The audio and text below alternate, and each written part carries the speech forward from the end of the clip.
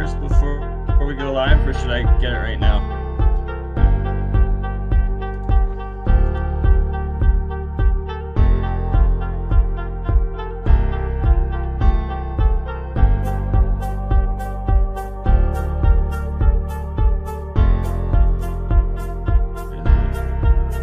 Freezing. Are we live? Being autodidactic, the self-educated on what's actually out there. He's trying to rediscover, research, remember. With what's gone on in the last few years, it's like, can we really trust the information we've been given about anything? You know, if they're not going to tell us what's good for us, for our mental and physical well-being, then why would they tell us the truth about where we came from? You know, because that's the biggest thing, is people don't want to believe they've been lied to.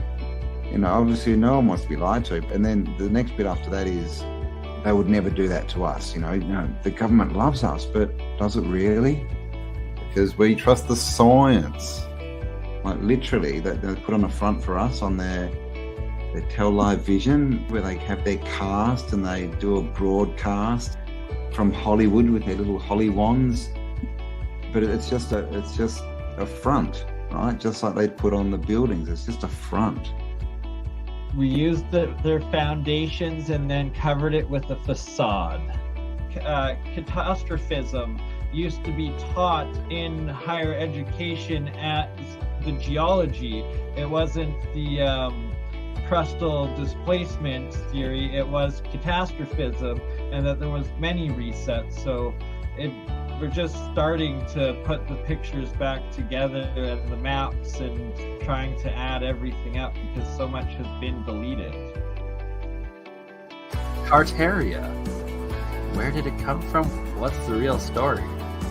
It seems like, and there's a lot of, debate about the word Tartaria, and of course, we use it because it's a topic, that's a word that people know, but it's the old world. But the more we look into this, Tartaria, basically in the old encyclopedia says it was basically the whole northern hemisphere at one point. So it seems that it was not a country as we think of them, but more of a civilization, I guess, where there was independent countries, but they were all sharing the same information and technology and working together. Yeah, and then basically over time, during catastrophes, it got broken apart, and those people who like to take advantage, shall we say, sort of jumped in and stole it all. It's the same civilization, that same Slavic civilization and technology and whatnot, or group that later was Tartaria, and then I guess broke apart. It would have been right before the World Wars, right? That would have been the last remnants being wiped out. The censorship that we see now, that's a book burning. That's just the book burning, but done on the internet. Burn it.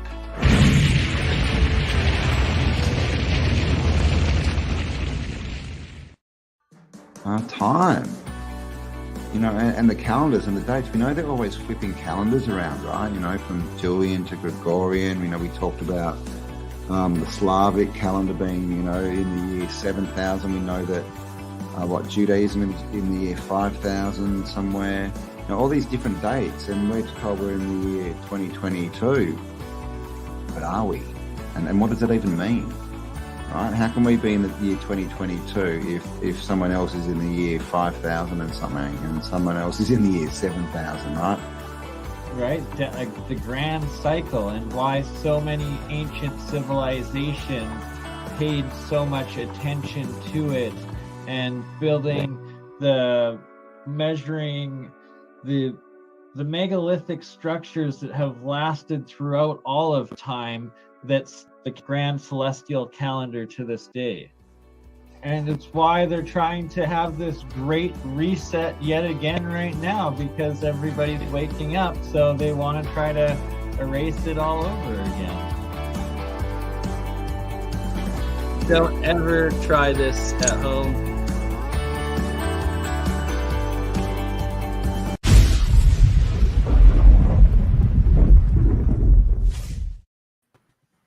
Greetings, awesome beings. Hello, hello. Welcome, welcome. Sorry, we're running a little bit late. Today I'm going to blame Bernie because his computer just shut down. And we have Beats and we have Douglas from UAP joining us today as well for a chat. Welcome, Douglas. Hi. Of course, you haven't seen his channel. Make sure you go and check it out. Awesome work there. And Bernie's back. And so today we're going. Well, today the plan was to talk about photographs and you know, sort of give our perspective on that, but we'll see how it goes, right? As many of you may have seen, there was a video released this morning about us, basically, with a bit of interesting creative editing, shall we say. So we'll see how we go, but we basically don't want to get into their game and you know, get pulled down to their level. So we're just going to present some information. So how is everyone? Welcome, everyone. Bernie, UAP, and Beats. Doing good. Awesome. Doing pretty good. Doing pretty good. Worked all day. Tired, but I'm here. Ready to roll. Ready to roll? Let's do it. You, Doug? Been a while since we've had a chat. Oh, can you hear me, Doug? Oh yeah. Yeah. Oh, you can. Yeah. There it is. How you going? Yeah. It's been a while. Yeah, it's good to do this and have the guys here and ready to talk about canals, Tartaria, or whatever. All right, let's do it. All right. So, hello to everyone in chat. 137 of you watching. Thank you all for being here. And yeah, we're just going to try and keep this civil, right? And just go through some info. But who knows, right? Beegs is chomping at the bit for me to rip his muzzle off. So we'll see what happens. So should we just start in with, we'll start with pictures, I think. Let's just jump into it. And, you know, basically there's a lot of talk about pictures, vanilla skies, editing, blah, blah, blah, blah. What's the story? Probably most people have seen there was a video put out on photographs and talking about color and how they change colors.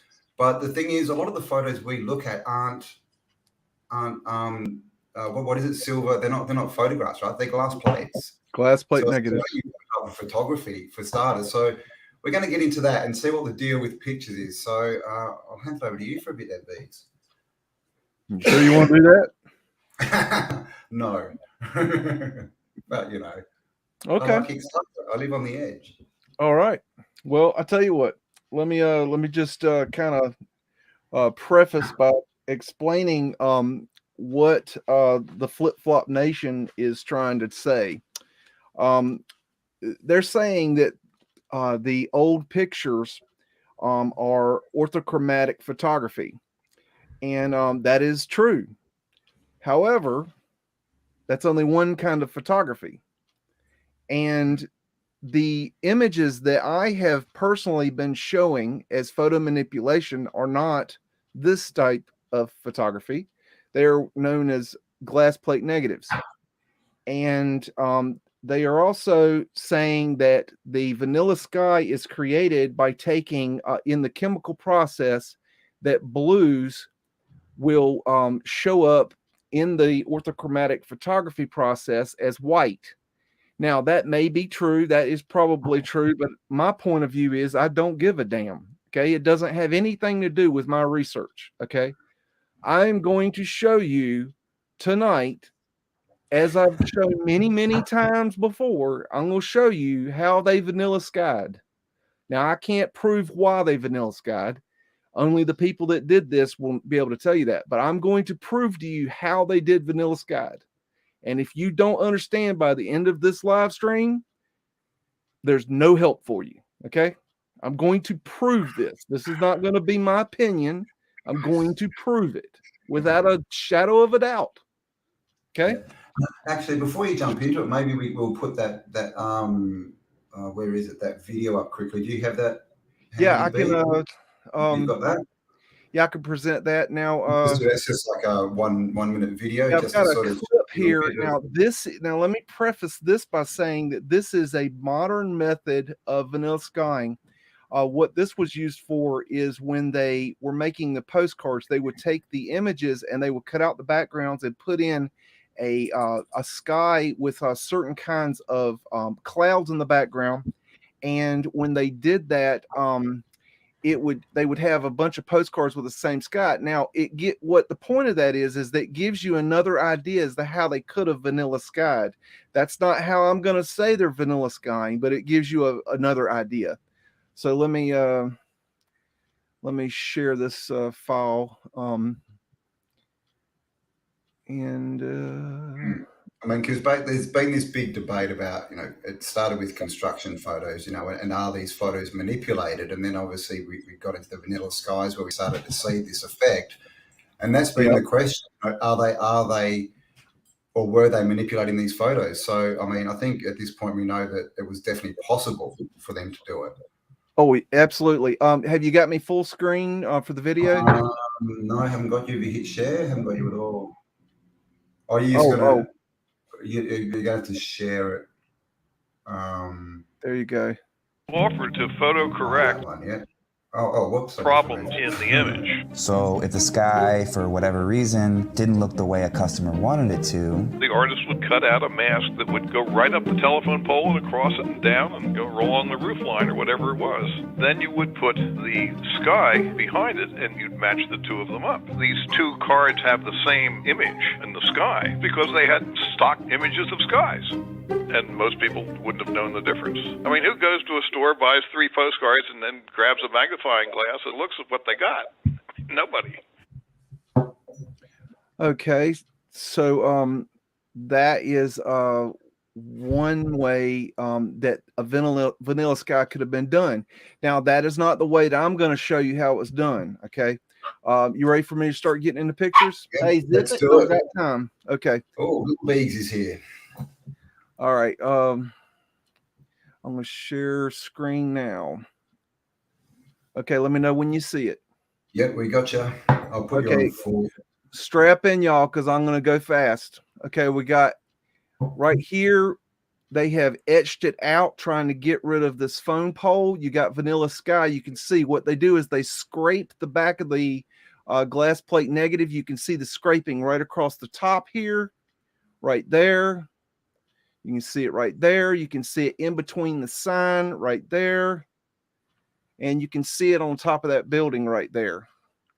Right here, you have a photo manipulated picture where they take pictures of real people and they inserted them into this World's Fair photo for an ad. So that is photo manipulation. Here you have vanilla sky, and you can see in the background how jagged it is right here. They forgot to cut off some of the building they shouldn't have. You can see some of the remnants of the glass plate negative that have been scratched off right there. Moving on. This one right here, they have vanilla skied. Oh, sorry. They have vanilla skied this one, and another technique that they use there right here, they missed the vanilla sky. They didn't scratch that part out. Right here, they did another technique where they paint the glass plate negative to bring out the details of the glass plate negative. And you can clearly see the lines that have been painted in the photograph. And I will show you many, many of these as well. This was another technique that was done. You can see it has obviously been vanilla skied. Here's one where they took out trolley lines and they do a little bit of scratching on the glass plate negative to make them a little bit lighter. And right here. And then right here is a picture that they have painted. And you can see they've painted the smoke there. Here's a little bit closer. You can clearly see the paint. And they have painted a little bit on the little men right here to make them pop out. This is another technique that they did for photo manipulation. Here we have a picture. This is Sydney, Australia. During construction, they have taken right here and scratched out right there and right here. I don't know what they're doing there. I'm not saying I know why they did this. I'm just saying that I can prove it. Here's another image where they have taken out trolley lines right here, and they've taken out something right here that you can't see. and right here, and you can see the trolley lines going across the building right there. It has been vanilla skied as well. Here's a better close-up image of where they have painted it out. That is paint on the glass plate negative. And there is another close-up. Here is an image. Everything looks pretty normal. And then they have painted it, okay, as you get into it. And you can see the painting there. And here is a little bit better quality. And I have to take these in stages to get them offline. Here's a little bit better quality. You can see the paint really good on these, where they have taken a glass plate negative and painted it. That is photo manipulation 101.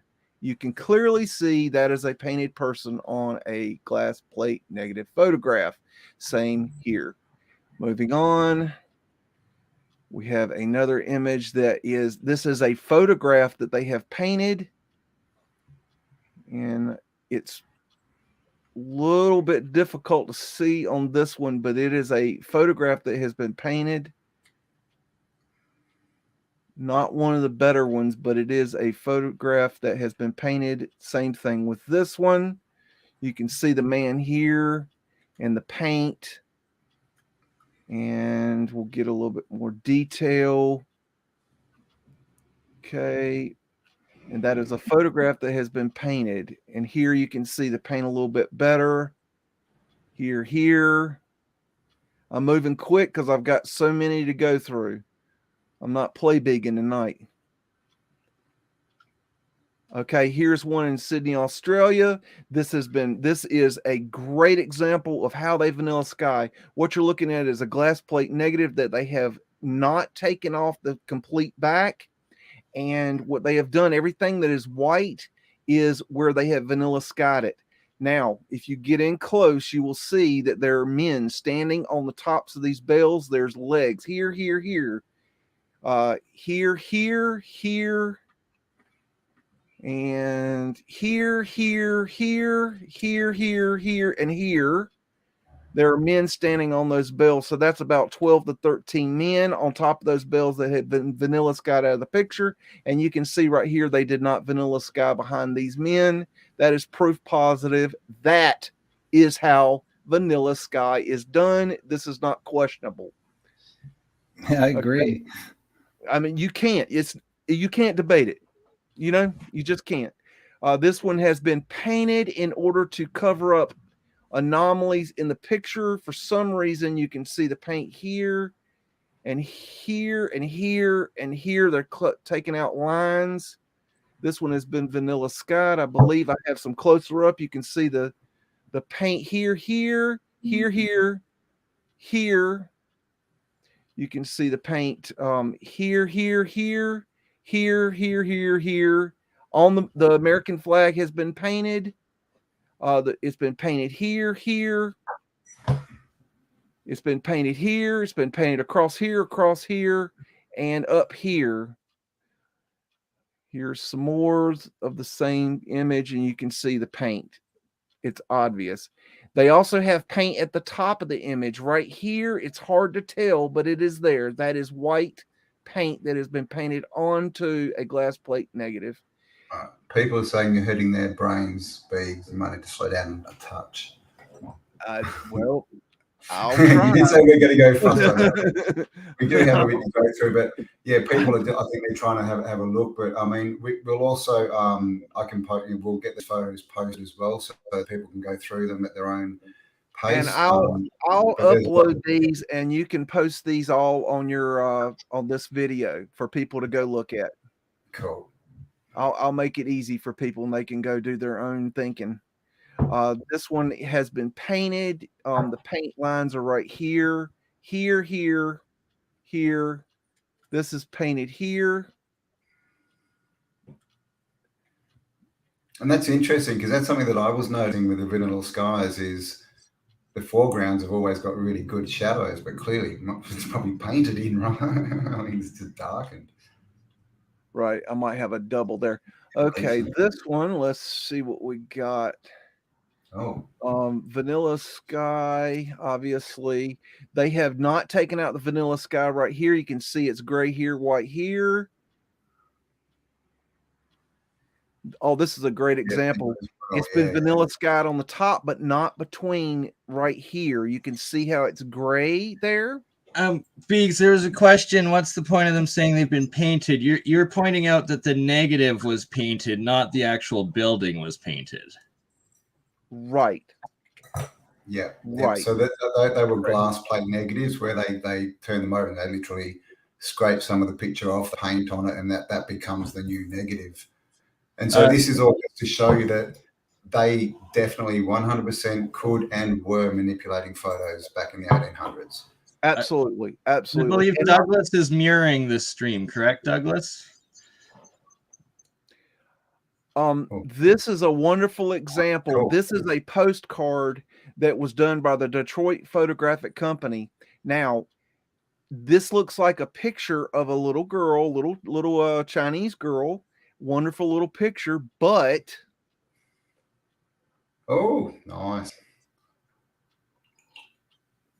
That's where it came from. That's photo manipulation 101. Yeah. Undeniable. Okay, we have right here, they have painted this negative right here across the top with white paint. They have done something here. It's really kind of just, they've vanilla skied this part here. Yeah, gone around it badly. Yep. And the point to all this is why? What were they blanking out? What, the clouds? They didn't like the clouds in the sky. I mean, this is I don't. I'm not speculating on why, because I don't know. I wasn't there. This is the thing, and we've never said why. All we've ever done is speculated why they would do it and say that they are doing it. Right. We speculated. Were they airships? Were there other buildings? But we don't know because we don't have any of the pre-altered photos. Now, this photo is a photo that the kind of infamous photo that John Levy was looking at, and I proved that this was vanilla sky. It was confusing because we could not figure. We thought that this was being labeled as the coke ovens, Utah coke ovens, and they were supposed to have mountains right here, but they didn't. But what I realized is it's vanilla skied, and you can see the evidence of it right here. It's a straight line right here where they were scraping it and stopped. And the reason that they stopped is that the photo that they used was cropped, and they didn't need to do that part. But all this is vanilla skied. And what they do is they scrape the negative with a knife. It's a glass plate negative, and they scrape it. Now, this one's interesting. Got a lot going on here, and you got to get in close to these things to see it. It's very complicated. I'm not even exactly sure what they're doing. This, I think, is this is construction of the North Middle Tower and Dome of the Varied Industries Building. This is one of the World's Fairest photos. Now, I really can't explain this one. This one is very strange. I don't know the answer because it's a technique I haven't seen otherwise. Yeah. Like, look at that rope that looks like they're suspending something down from those ropes. That's weird. Yeah. It's a very strange picture. What are they covering up? It's just that bit where the dome is, isn't it? That they've blanked out. So it's, what are they actually lowering into that dome that we're not allowed to look at? They're also doing it right here. It's a very strange technique. It's one I haven't run across again. I don't really have the answers for this one. It's obviously been vanilla skied, but there's something else going on too. See, this is the darkness here is the non-vanilla. This is the glass plate negative, whatever was there. It was overexposed, I think. But I don't know. This one is a disaster, a tornado that happened in Georgia, and they have painted the street here. And I've got a better, that you can see the paint here and here. You can see it a little bit better there. Now, this is an interesting little photo with the paint in the background, and they've painted this circle behind her. and some paint over here. Not exactly sure what they're trying to accomplish there. You can obviously clearly see the paint. They've even, looks like they're piecing it together as well. You can see different pieces of paper here. I don't know. It's a very strange photo. That's weird. It's very weird. Weird. This one, you can't see it in this photo, but when I get into the high res, you can see the painting right here and here and here. And right here on the lines that they've darkened the lines with paint. You can see it a little bit better there and there and there and there and right there. Okay, this one has been vanilla skied, and you can see in the image of the tree here, you can see where they messed up the vanilla sky. This is proof positive. This is unquestionable. And you can see they didn't do a good job on the building, on the awning, right there. This is a really poor quality vanilla sky job. Very, very poor quality, but it's there. This is vanilla sky, people. This, what the Flip Flop Nation told you is not how vanilla sky was done. You see that? There's a fence there, and it has been vanilla skied into the fence. Whoever did this botched it. Yeah, this was a student's job or something. Yeah. But clearly, I mean, it's proof that someone's had the negative and they've gone around with some kind of tool, pencil, whatever it is, and they've literally by hand traced around, what they want to keep and what they want to take out. Exactly. This is the Louisiana Purchase Exposition construction photos. These have been manipulated. This is proof positive of construction photos that have been manipulated, unquestionably. Oh, but I didn't think they existed, Biggs. Oh, of course they exist. I have them. I've done many videos on it. Photos that aren't real? Come on. This one's been vanilla skied. You can see the original negative over here on the left, and the vanilla sky has been done here. And they've cut off the pole here. And they did a bad job on the pole right there. Am I going slow enough? Yeah, mate, you're doing well. Everyone's right here, this was a little tough to see, but there are a bunch of electrical lines right here going diagonally. Oh, yeah, and nice. They have vanilla skied them out for the most part, but you can still see the lines because they didn't do a great job. But they sometimes maybe they were in the process of working on these things and then stopped. Here, this one's really cool. This one has been vanilla skied and painted, and you can see these X marks, which is where they want to take it out. Now, this is not high res. Some of these pictures I have to download in segments because I can't download the high res. So what I do is I get the main picture and then I do a close up, and you can see the painting on the picture right there, right there, right there, right here, all across here. There's some there. There's some right here, here, and there's some right there and over here. And then you can see they have painted right here with the architectural urns, the finials, right here, paint, more paint. This is a painted photo manipulation, 100% proof. This is undeniable. Absolutely undeniable. I'm not play bigging. I told you I wasn't playing with you. Okay. This one, this is the overall picture. When you get close up to it, you can see the paint right here, here, here. Okay.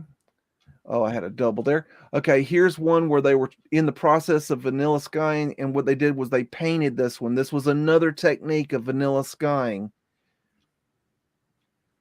This is vanilla sky, y'all. It is not a chemical process. It is a manipulation. Here's a manipulated photo where they took the man's head off. And this is really simple to do in the darkroom. What they can do is they can cut this out of the original negative. They'll take a picture of the negative and then they'll cut that picture out and make another negative, and they'll place it on top of another negative and then take another picture. It's a very simple darkroom technique. This photo has been painted. You see that the streaks of the water have been painted right here. This building is has been painted. It's a photograph, and they have painted it. This was a crazy one. It's been vanilla skied, and then they have done a ton of additional paint to this photograph. It is wild. I don't know what in the world they're trying to show. This is a close-up of that paint, clear as day, photo manipulation. No doubt, unquestionable.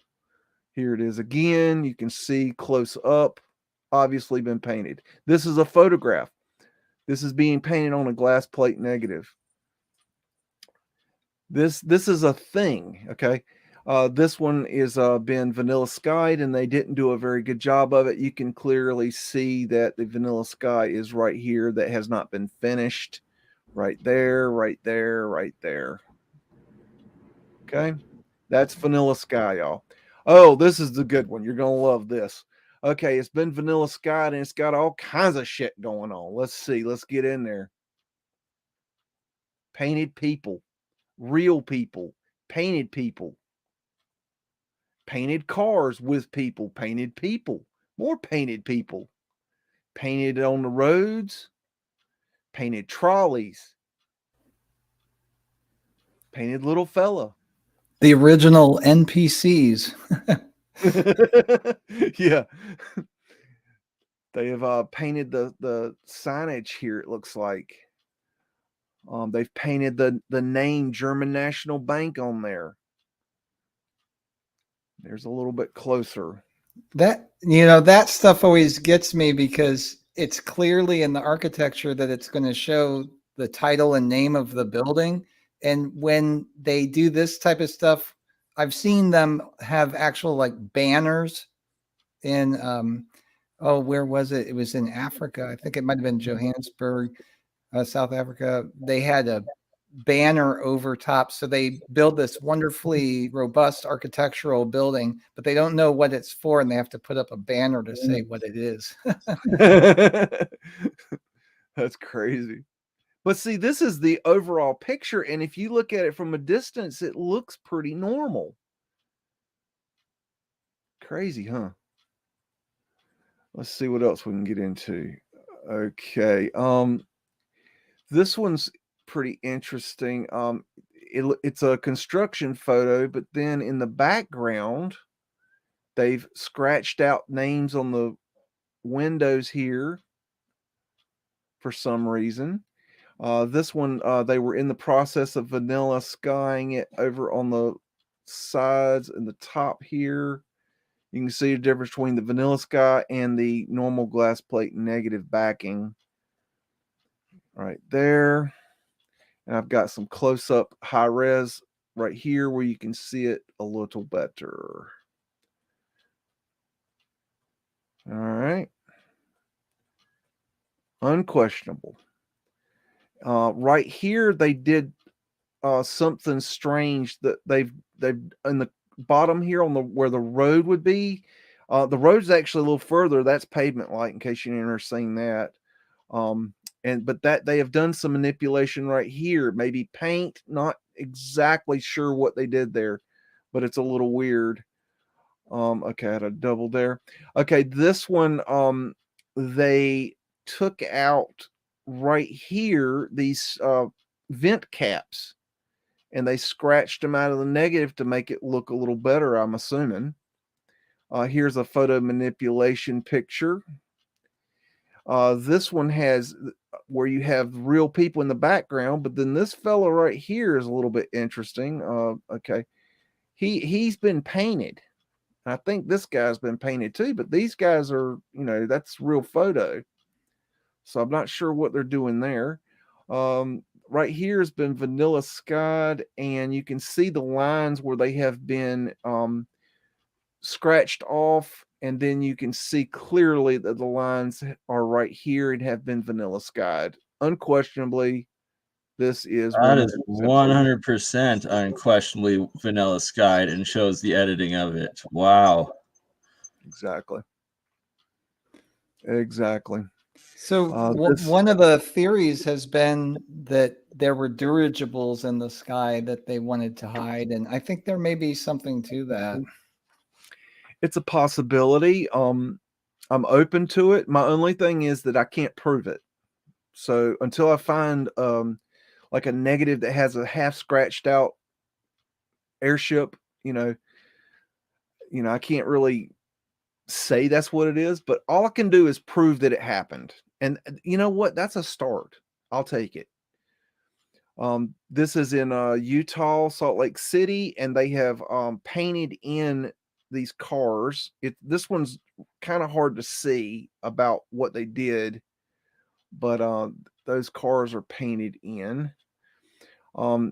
Here's they vanilla skied this, and they've kind of made it a little choppy there. Here's another vanilla sky where they've taken out the right back here, and I think they might have painted this one some too, but I'm not positive. But this has been vanilla skied. This was a series, and I believe that these might have been from a series of pictures I found from Coney Island, if I'm not mistaken.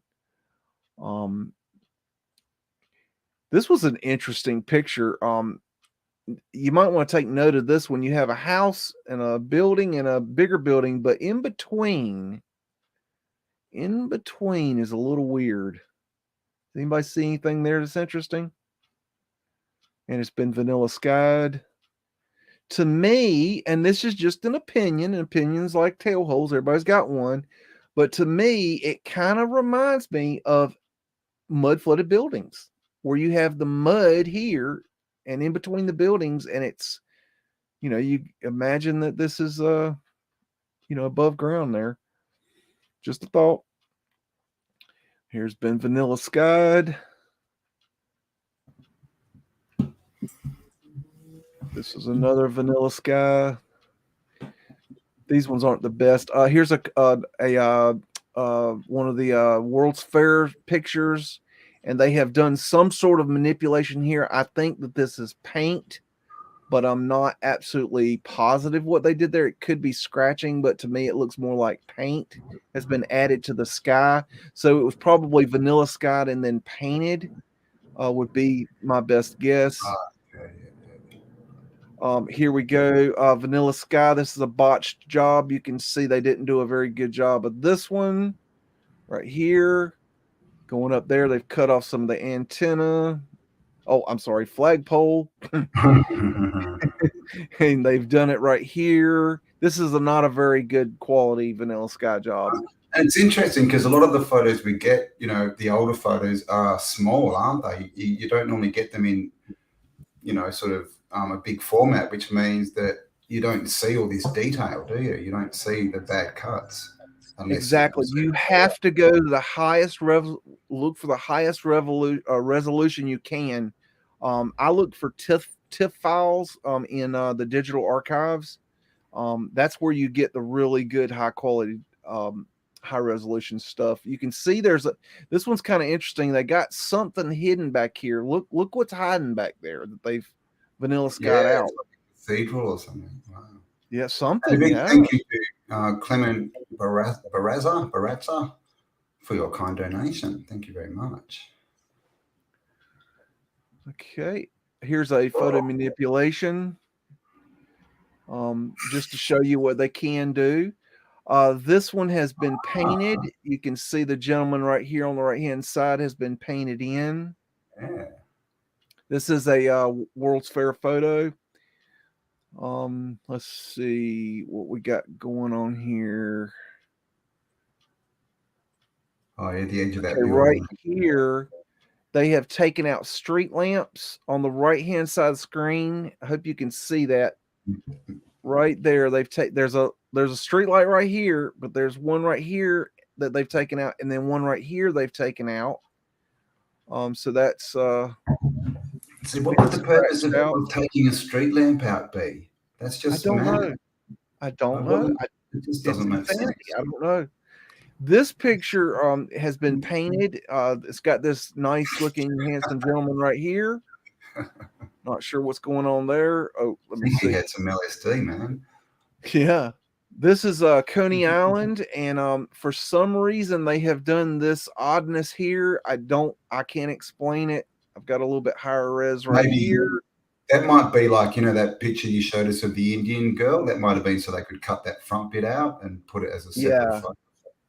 It probably had something to do. You see the crop marks here. I would say that they were cropping this photo and taking another photo like this to make a photo or something, and maybe the red wouldn't show up in the photograph or something like that. I don't know. That's a question for a photographer. Here is a botched job on a vanilla sky. This is how vanilla sky is done, not a chemical process. 100% proved. Sorry, it's over. It's just over. Here is this is a photograph that has been painted, and you got these guys bringing in boxes. This is a library. They've painted the truck there, and you can get in here. They've added paint to bring out, and they've painted the boxes. You can see that they've added the paint to the gentleman there. There's a little bit closer in, and you can see the paint clearly. More paint. Paint, more paint. This is photo manipulation. It is. And clearly this is, this would be to accentuate, the picture. They're trying to make it more, defined. But exactly. But the bigger question is that we're showing, the reason we're showing all this is, could they manipulate photos, and did they? And the answer is yes. And we've shown in many, many ways. And the question is, why, especially with the vanilla skies? Why? What's the point? This is one of my favorite photos of all times that shows photo manipulation. This thing is wild. When you get into it, okay, everything seems pretty normal. They've got a little bit of paint up here in the clouds. Okay. But when you get back here, they've painted the side here. They've painted part of the building here. They have painted down the side. They've painted on there. They've added people. What? They have painted right here. They have painted the road. They have painted people in. They have painted the bridge. They have painted the road. They have painted in cars. Oh. They have painted in more cars right here. They have painted in a person here. All of this is painted. And then this is wonderful. Look right here. You see the paint. This is the photograph, but this is the paint. Yeah. That is 100% unquestionable photo manipulation. 100% undebatable. Wow. This one right here is interesting. Take a real good look around at what they got going here. And then they just add some people in. False flags, too. That's They have those almost like electrical, the dual towers you see a lot of, and they just plop in those silly flags. Yeah. Yeah. And hello, John Levi, if that's you. Oh, and thank you very much, Streets of Tartaria. Love your work. And of course, Streets of Tartaria, one of the biggest supporters of this, of our little niche in the internet. So thank you for all your support to all channels. And of course, if you haven't subscribed, go across, subscribe to Streets of Tartaria, everyone, and John Levi. So I hope you can see that picture was manipulated. This one, they did some real faint, almost like drawing lines on this one. Oh, is that an airship? Is that being painted in that airship? I don't know. I don't know. It's not. I don't know. Yeah. I can't really make a determination. Who knows? What is It could be in the photograph because you look right here and then you trick. look right here. It looks pretty. They look kind of the same. Like this is a photograph. We know this is there. This was definitely a ride there. But that right there kind of gives me the same, look as that. But I don't know. You can see they've added some lines here. Let me see if this is any clear. No, it's not much clearer, but you can see they've added more lines right there. And over here, they've added, they've done some drawings. 23. This one right here, it's a photograph, and they have added in paint in the background here. Okay, that was the only one I had of that, but they've also painted in up here. That's paint. There's more paint on here than I can show you because of the resolution, but that is a lot of paint on there. This one has been vanilla skied. You can tell they've chopped off buildings here, right there. Right here they've cut out a line. Right here you can see the vanilla sky wasn't finished, and you can see the glass plate negative back here. 100% vanilla sky. This has been vanilla skied right here, and looks like they've added paint around it to vanilla sky. This one. Okay. I was wondering if it was the space or the no space burn, so thanks for that. So hello to John Levi clone, whatever you are, John Levi the second. Right here we have I know for a fact we found this, JJ, my co-host, found this on my show. There were buildings behind this structure here, so we know there is structure behind this photograph, but this has obviously been painted and vanilla skied. This one's interesting because everything looks normal, okay, until you get in, and they have painted the interior right here. And then there is also some paint right here. It's hard to see, but it's there. Yeah. Okay. This one right here is an old photograph that it's literally labeled reproduction of heavily retouched photograph of a horse-drawn fire pump. And what they did was they took this photograph, this glass plate negative, and painted the shit out of it. So what you're looking at is a photograph that has been painted over.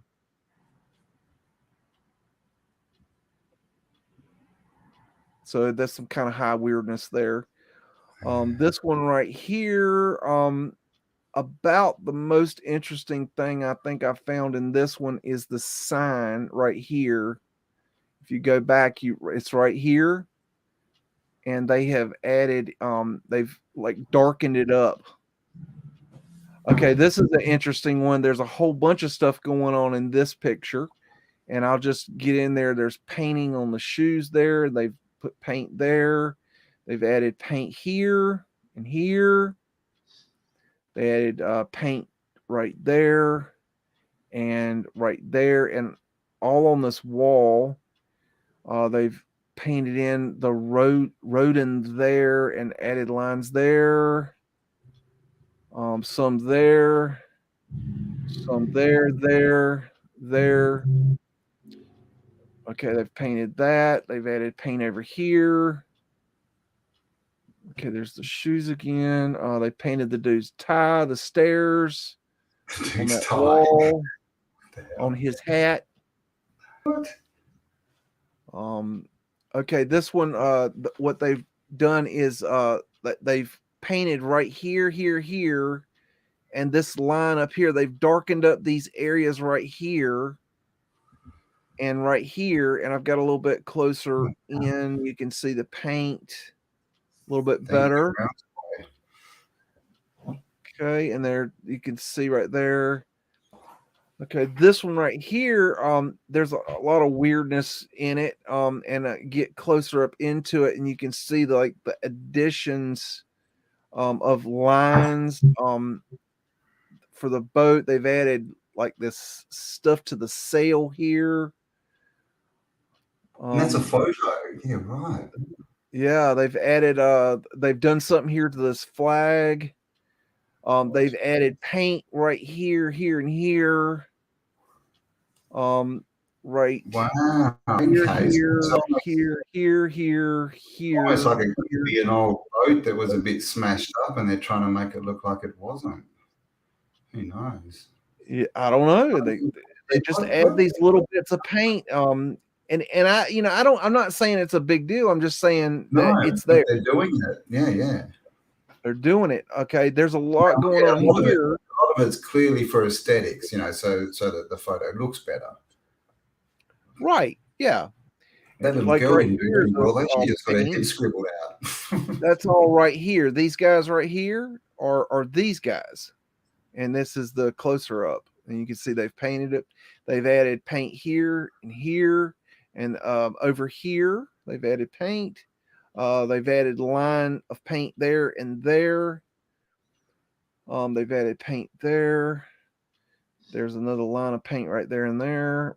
There's paint. They've painted this. More paint there. More paint there.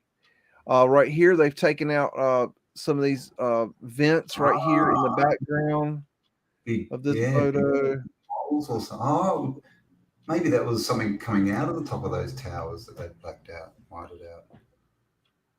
Let's see. I gotta figure out. Oh, this one's weird. They did this to this lady right here. If you notice, they added some paint to her right here. This is from Australia. This is your country there. Yeah, this is Australia. What is that? Sydney? No, that doesn't look I think this is Sydney, Australia. Bridge Street from Government House Gate. Oh, okay. Wow. So look at the height of that bollard. See those bollards? Look how short they are. See in the ground in front of the gate. It's a weird photo. I don't know that this lady. She kind of almost looks like she's added. I don't know. It's a weird one, isn't it? This one's kind of strange. You see, I've seen a couple. You've shown a couple like this where it's around the top of these spires, buildings that they're. Is that to? Because we've all seen that video, right? Of is it Bangladesh where you can see the energy going around the top of the spire? That looks like that. That's what they're trying to hide there, doesn't it? It could be an anomaly, like an energy anomaly. I'm not sure what's going on with this one, but it's got some weirdness to it. Wow, man. So this one I'm kind of putting in the iffy category. But look at the top there, something has happened here. Yeah, look at all that metal and stuff. Wow. Yeah, so that one's kind of iffy. Now this one's kind of weird right here. Everything looks normal. Would you agree? Yeah. I mean, the ship looks interesting, but yeah, it does. Okay, now let me get closer in. Oh. You see that? Yeah. That bottom and that top don't go together. They've done the whole bottom. Okay, I see what you mean. It's two pictures. That's the ocean, yeah, right, cropped underneath the top of. Okay. I think they used a lot of models and like dioramas, and this could be an example of that. Well, yeah, that would kind of make sense. Here's another thing. They've scratched out this name right here. Carriola. And then they added this name. Oh, this could have been the original name because it may have been an actual photo of a boat, and then they've put their whatever at the top there. Looks like maybe something right there, but that's a weird one. This one I don't even know how to explain. It's I don't know. It's something about Sydney. You can see this writing right here. Maybe you can explain it more than I can. Kosciuszko is a mountain in Mount Kosciuszko. So what the what? That's not a human.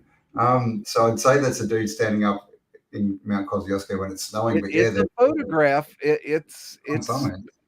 This is a dude, but they've painted his face, and they painted back here, and I don't even know what they're trying to say with this picture. It's very strange. No. This one right here, they added paint down here on the people to darken them up. And we see a lot of that. We've seen that done with the video as well. This is Merchant Taylor's building Waterfront World's Columbian Exposition. Does anybody see anything weird in this picture? Yeah, you're showing pictures of the World Expositions, and clearly none of those are altered. That's very weird. Sure about that? That's what I've been told. Showing me in light. Oh, okay. That statue is not a statue. So it's not even a good drawing of the statue. What? This one right here, they vanilla skied it, and they added painted people right here. And this is one of those out of a book pictures, but they have added in the whole sidewalk and the street and the people and the street lamps. Here's a train wreck, and they have vanilla skied it with paint. And you can see clearly they've taken out the tracks up here and painted them out for some reason. This one's kind of weird. You've got this line that they've scratched out going up to go into this thing, which I don't know what it is. They've completely taken it out, and they've done some scratching here. I think that's a sign that says obey. This is a very strange picture. I don't have an explanation for that one. This one they painted. Someone's just asked what the vanilla sky is. So a vanilla sky is basically when they blank out the whole background of the photo and they just white it out. No doubt we'll let you know when one comes up, but it won't be long. Just take out the whole background of the photo basically, and we're not sure they've been doing it. This is sort of the question. Here they've run the paint over the gun, the turret gun here, but this has got painting in the background. It's kind of hard to see on this one, but it's there. There might be more paint. Not a very good image. Let's see. This one's been vanilla skied. Now I've got to go to high res to see what they did. Okay, the person is right here, just so you know, and they have scratched the person out. Ah, how tall is that, I wonder?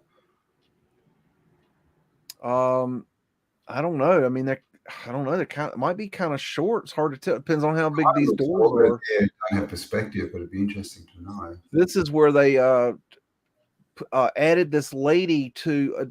They took a picture of her and then added her to this picture. So the background is one picture, and the foreground, this lady, is a different picture. Same here.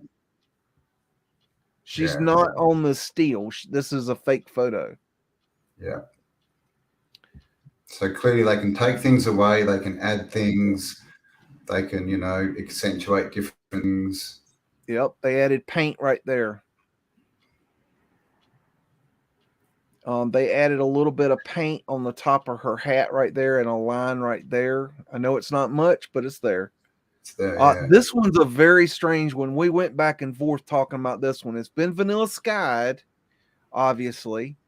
They did a good job of it, except look very closely at those lights in the middle. Oh, yeah, okay, yep, can see it. Now, I don't know what is going on there. They just couldn't be bothered going around. What is that a shadow or is that a second light? Second light, mate. But yeah, they just didn't go around it. This one we went back and forth on. We talked about this one for a long time, and we never really did come to a conclusion. Which is a weird thing. We just don't know why they're doing it. It just wait, let me weigh in on that. Can you show that again? Here you go. I want to see that, because to me this looks like, okay, if you imagine this being a diorama or something, and it's being taken in a studio or whatever, it would be showing like that against the background that they have to wipe out.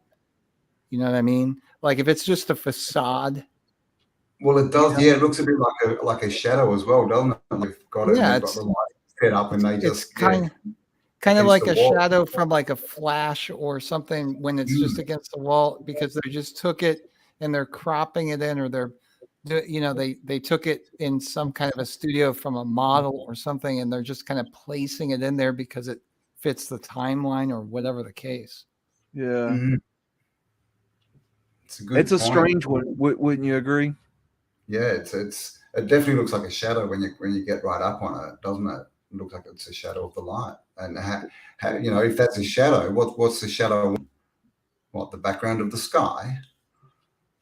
Yeah, I mean, did they vanilla sky this line like around on each side? I mean, that'd be really hard. It would be. It's a weird one. It's we went back and forth on that picture a lot. Now this one is very interesting. Everything looks pretty normal. Would you agree? Yeah. Okay, let's get into it. They've painted the background. I don't know if you can see that, but that is white paint. They've added paint right here. They've added paint across the top of the building here. They've added, there's lines that are going across here that they have painted. You can see the paint right here, here. There again. Go across to that edge of that building. I'll get there. I see that effect a lot, like where it's like a little bubbled line around. You've got paint there. Like, what is that? There. Let's see. I'm making sure I get all the little points in this picture.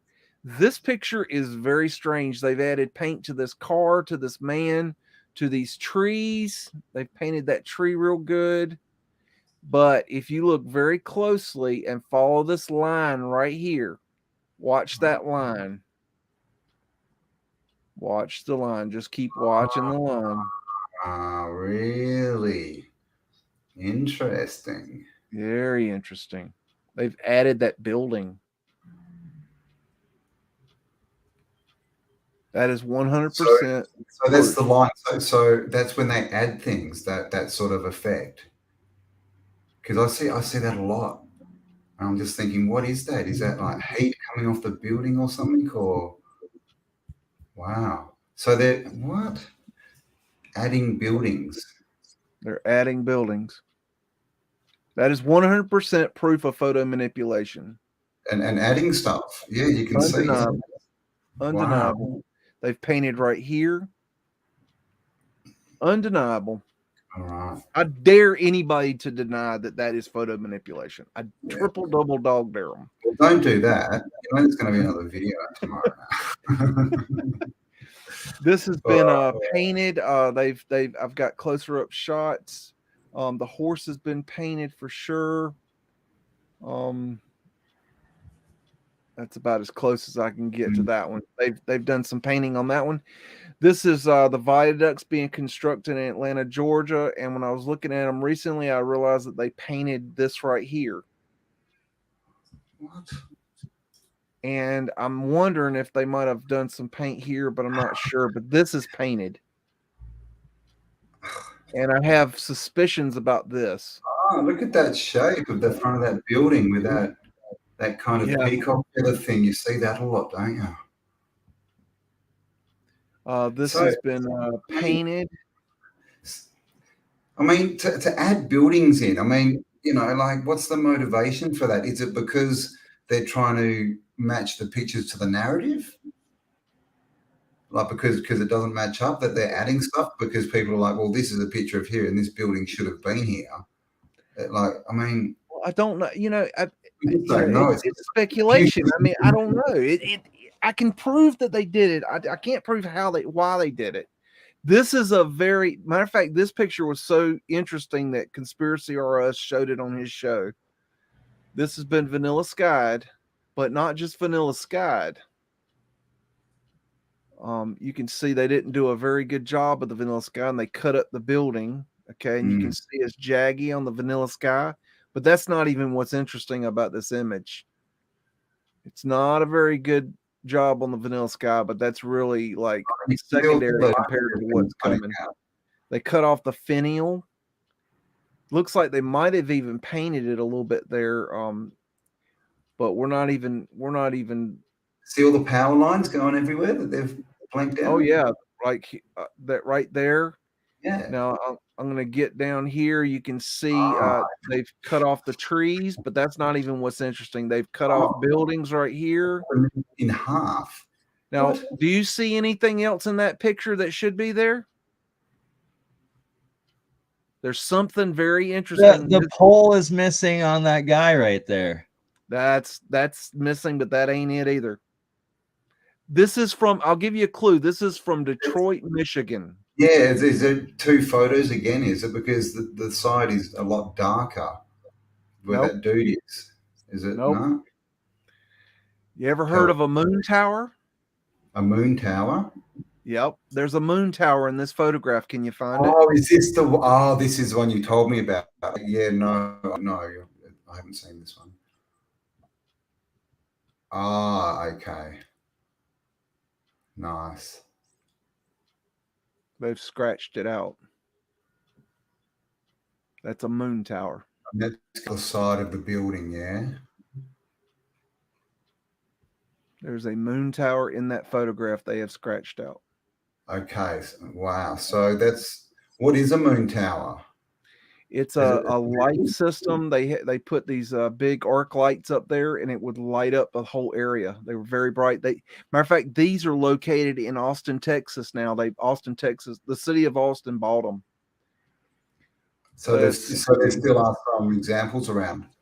Yes. Oh, Matter of fact, in the movie, what's that movie? There's a movie that they have them in it. The one about the 70s movie. Gosh, I can't remember the name of the movie right now. You can see the vanilla sky right there. But they show it in a movie. You can see they did a jaggy vanilla sky right there. Yeah. Real jaggy. Whoever did this one didn't do it as well as they should have. No. All right. So should we have a chat about these vanilla skies and what we all think about it? I mean, that's about an hour of yeah, a hour of vanilla sky. Now we'll get into so if you understand what we're talking about, guys, then we can't help you. You get it? This one, they've taken out the trolley lines right here. You can see the lines clearly right here, and they've been taken those are contrails from the 1800s. What are you talking about? This one they took out here, and then it's right there in front of the pole, and then it comes back. That's just strange. So, I mean, well, that's that's something that we would kind of expect without questioning is taking out trolley lines, right? Because I would do that in a city that they're trying to tell you never had trolleys or trams as they're supposed to be. This called. one's hard to see. You really can't tell that it's been vanilla sky. Now it had. This one, I think they did some kind of manipulation to or something because you can clearly see it was vanilla skied right here. Yeah. But then if you get up here, I don't know if you can see, but there's clouds right here. There may have been. So what's happening there? They painted those in, and this is, clearly different than the video we showed at the start where they literally just took out the building and put in a whole background. These photos they're painted. They're like. Done badly by hand. It's just weird. Well, one of the things I do when I look at it is I look at the horizon. So on this one, it may be the case where if you look on the left side, where is the horizon and you follow it across, of course, there can be undulations and hills and things like that. But in some cases, they clearly Miller skied out enough of it that it makes it almost impossible that the horizon isn't nearly rising up to the level it should. I don't know the terrain. Maybe it could be explained by the local terrain, but oftentimes when you see obvious manipulations, you can tell that it's gone like that kind of manipulation. Can you see that right there, that crane? There's a crane in that photo. Can you zoom in? Yeah. Can you see that? I see it, yeah. Oh, there, yeah. Okay, I see it. Yeah. Wow. Okay, so that's been scratched out. Was that a ladder up the side of that building too? A what? A ladder? Yeah. Right in the corner there. Yeah, right. So they're The oldie obviously latterly. Yeah, the Always ladder. there. You're here, Doug. Always there. The ladder had to come. Yep. Guaranteed. This one you can tell that they scratched out the Vanilla Sky building out right here. But this A is lot of Vanilla them, it Sky. looks like they're also taking out the antennas that were up there, the quote unquote flag poles with no flags. Oh, this one's a beauty. Oh, this is a good one. This one's got what they did was they added in right down here. This is all painted. And they painted half the people here, and it's picture here and painted here. Oh yeah, okay, I see what you mean. Same right there. So is that so? That line is a cut line. It looks like a power line, but it's like that thin black line. Can you see the paint mark, the paint strokes right there? Yeah. And you got all these people are painted. What? Painted. They've painted right here. And then the other side. And it's a real photo. It's a glass plate negative. It's a real photo. That's, and they have manipulated it a lot. And the question is why? Okay, this one this one's weird. If you look at right here, it's been in Vanilla Sky, but it's like they cut off the top of the building, and you can see some of the building right there. And it looks very strange right here. It doesn't look normal. You can see they Vanilla Sky'd around that. You can see where they scratched out the trolley lines over the obelisk here, and they've got Vanilla Sky a little bit still left on there, right there. So clearly, in at least some of these photos, they're getting rid of tech, right? Power lines and lights and things. And you see the antennas, right here, power lines, all of that.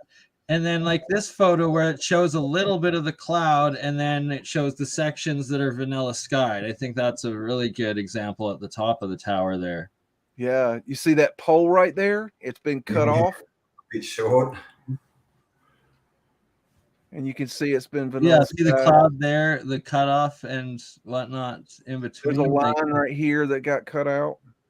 Looks like bricks when that's that roof. Okay, yeah. But what's hanging from the pole, the smaller pole behind it? There's nothing hanging off of it. Oh yeah, I don't know. It's like the electrical wires are just hanging out of it. Yeah, right. I don't know. This has been Vanilla Sky, obviously. You can see the jagginess on the trees. They didn't get all the way in there. Right there. And you can see they cut off some of the building right here and here. Very bad job on Vanilla Sky. Yeah, like they God. The people who could build all these buildings, they weren't very good at manipulating photos. God. Yeah, you can see a line there missing. Yeah, look at part of the sky with the rod up and then it's cut out.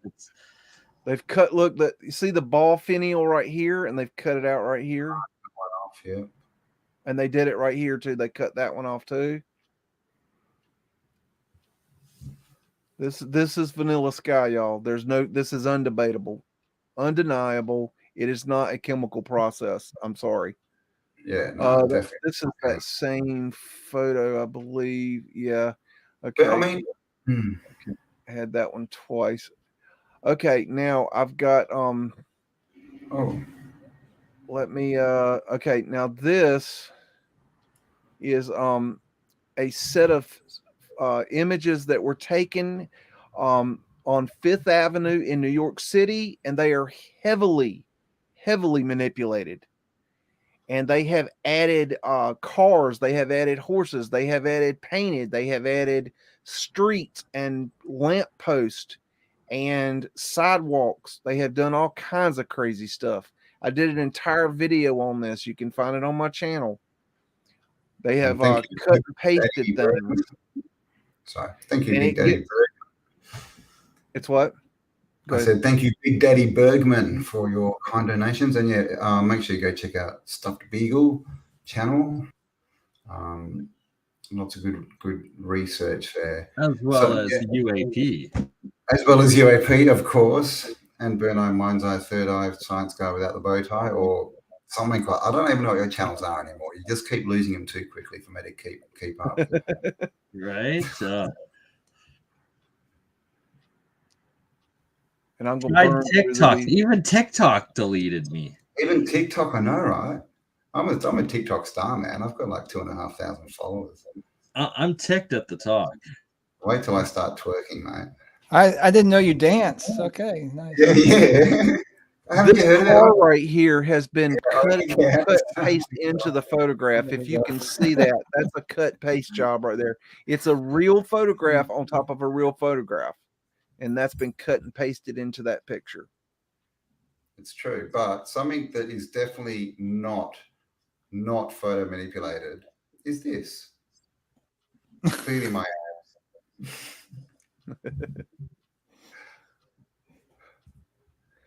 I think these cars might have been added in because you can see the lines right here.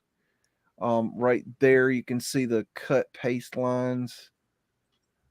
Painted lady, that's a painted car. That is too. There it is. All three of those cars, all four of those cars are painted. That person's painted, the sidewalk's painted, the road's painted. And we have to acknowledge there may be perfectly legitimate or explainable reasons why they would do that to make the city seem more modern or to just clean it up or different things like that. But absolutely, the extent that it's done and the fact that it's not very well documented or explained makes the questions worthwhile to ask, I think. Exactly. I agree. I think the biggest question is why are these being put up as historical photos if they've been altered? Right. Just like the modern news. I think this man has been copy pasted into the photograph. This is a painted lady. He definitely was copy pasted, or that cop had just the most outstanding aura around him ever. Yeah. He's just a light being, dude. Come on. So some of these photos had more than others. Some of them are absolutely ridiculous, as you'll see. There's one of these in here just about damn near stopped my show because everybody went crazy when I showed it. We go back again there. We keep seeing these miniatures. If you go back inside the store window, there are little buildings. It's like dioramas. Oh, yeah, nice spot. In the right-hand corner there, Biggs, the right-hand window. If you zoom in. Yeah. Are they towers or are they cans? It could just be a display. I thought maybe it was cans, but I know what you're talking about, Douglas. I've seen that as well now. It looks like clock towers, but I come across a lot with the World's Fairs. I see that they have these huge rooms with dioramas of other parts of the world. Why would they do that? It's like, well, you need people can see this is what it looks like in this part of the world or that part of the world. Also, they would reenact naval battles and things. So they have all these like warships and things like that would be used maybe for news or whatever. Who knows? I've got pics of like mini cathedrals almost in the World's Fairs, and it's almost like they're halfway between a cathedral and a monstrance. The monstrances are like the handhelds that look like cathedrals, but these are like sort of big sort of dioramas that are sort of 10 foot tall. I don't know why, but this on the right hand side, this whole area here looks very suspect to me. Does that look weird to y'all, or is that just my eyes? They're painted out around the trees for sure. Yeah, look at the light. You can see it's kind of boxed off there around that light pole. It just looks kind of What's behind odd. I don't know. It almost looks like they've blanked out buildings behind that light, didn't it? It did. Got a painted lady there. Could have been very smoky back then too. Painted horse and buggy. But steampunk was steam, not smoke. There's another ladder. They do all this construction of the building, but they don't make stairs to certain floors and things like apparently like. Well, this is the thing, and scaffolding, right? But they had all the tech to put domes on, bloody 50-foot roofs with ladders, apparently. Yeah, they always have the ladders, and so many of them in some cases. And it's just all by hand. Painted. Mud flooding. Painted. All the sidewalks and roads are painted, and if it's on the sidewalk or road, it's probably painted. And when they're painted, then what's painted out? Right. Painted. And of course, we don't know, but that's so bizarre. Just so bizarre. I guess it could paste. It could be fire escapes in a lot of cases, but it seems very haphazard. Yeah. Come down the ladder. All right, so what do you reckon? Should we have a talk about tunnels, maybe? Yeah, that's another major part. All the tunnels underneath, because you go.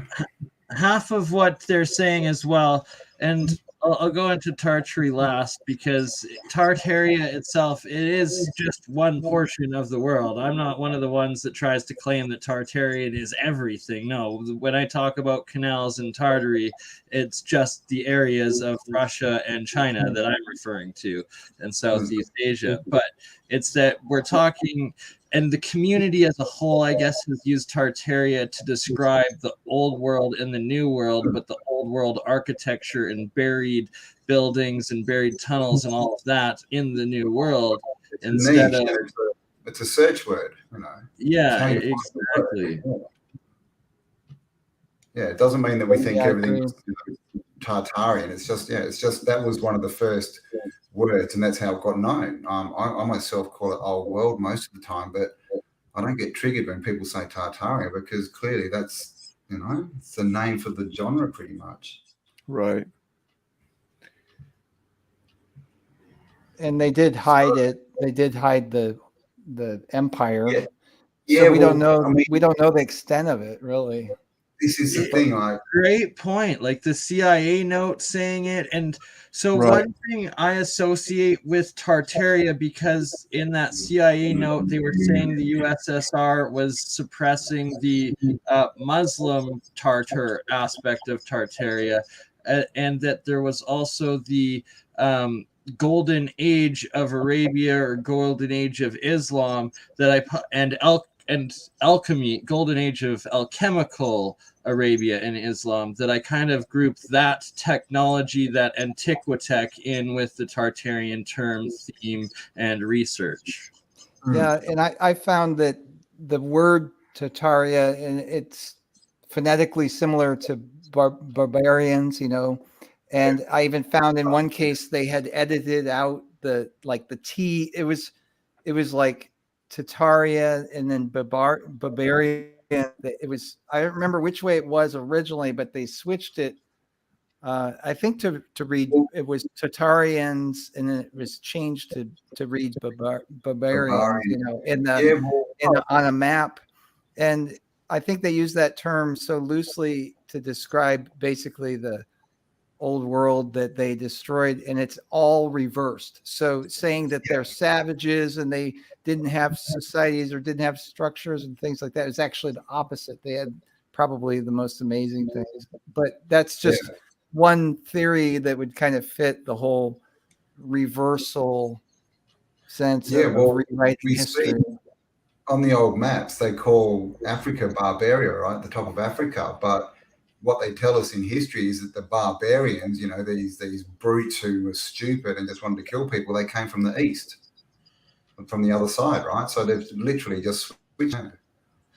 That's a really good point. In the Barbaria, and that area labeled Barbaria is also the Moorish, and it connects into a lot of Michelle Gibson's work on the Moors, and that the Moors are the old world that was in North America. So Moors, Barbaria, Tartaria, it essentially that's how it's grouped into one giant culture. And it all connects right through that area of the Atlantic where it was the Dark Sea, right? They had no idea that a boat could go across the ocean from there.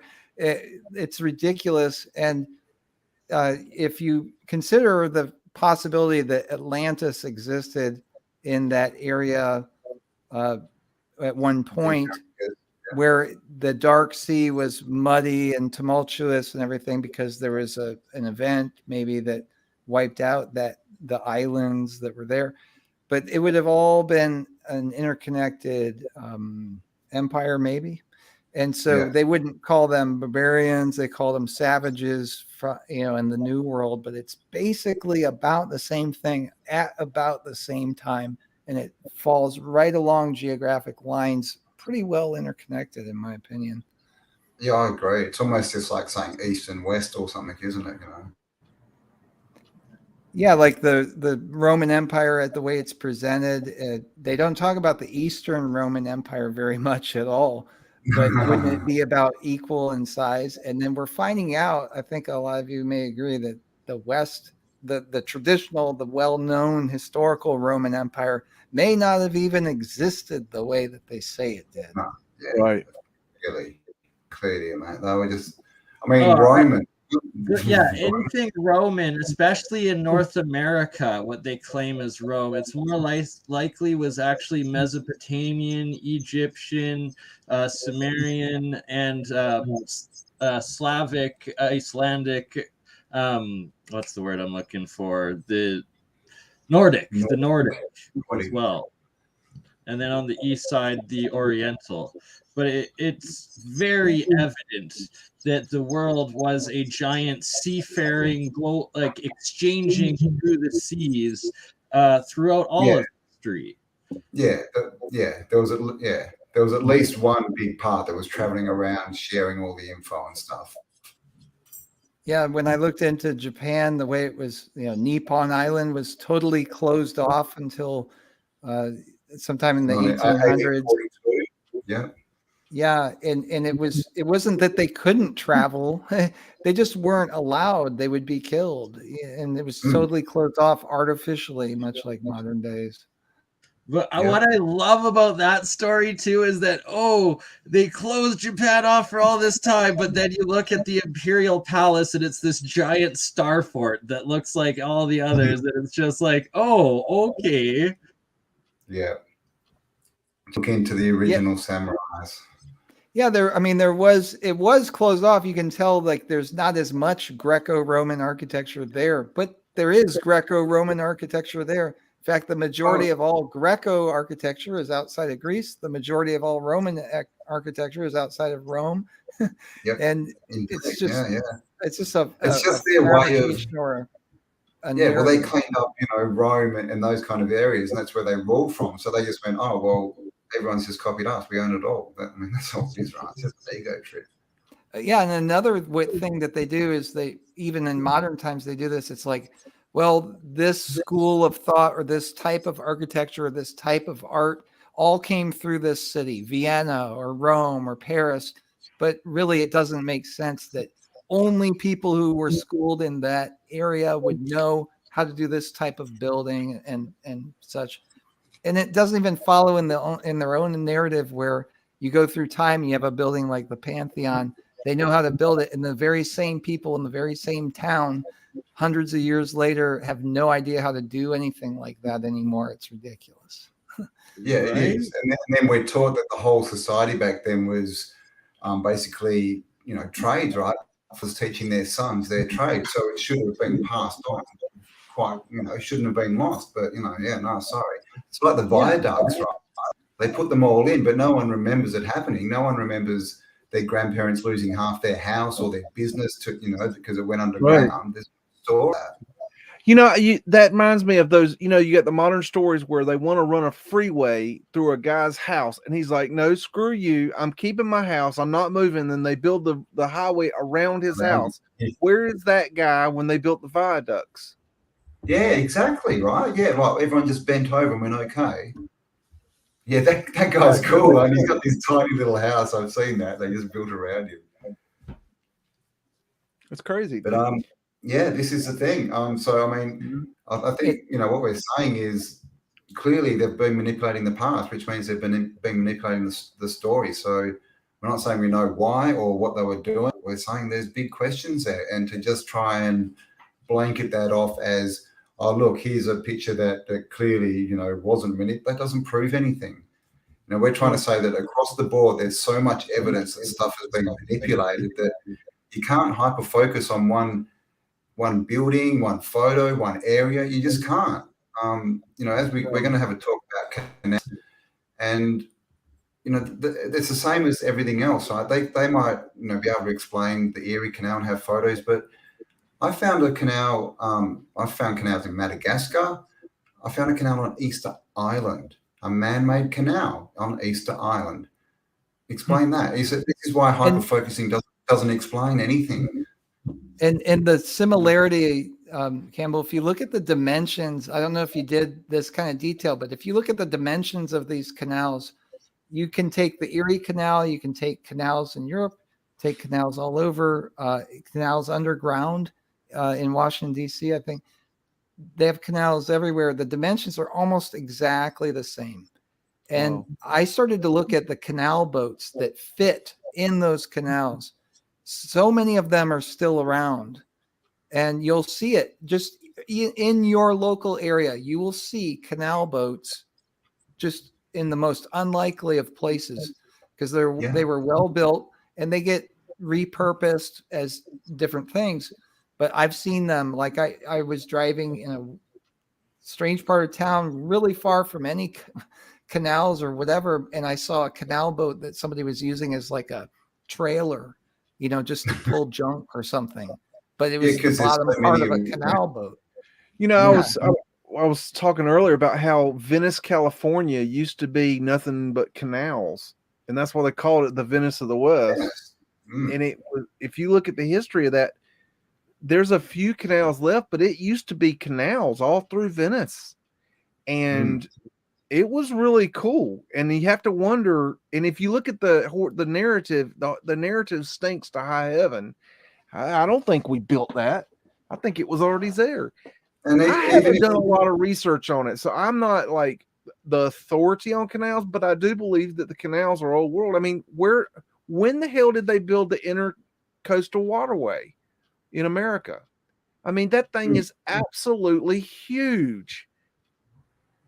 I know they say when they say they built it. Well, where's all the pictures of from start to finish of them building this major project during World War II?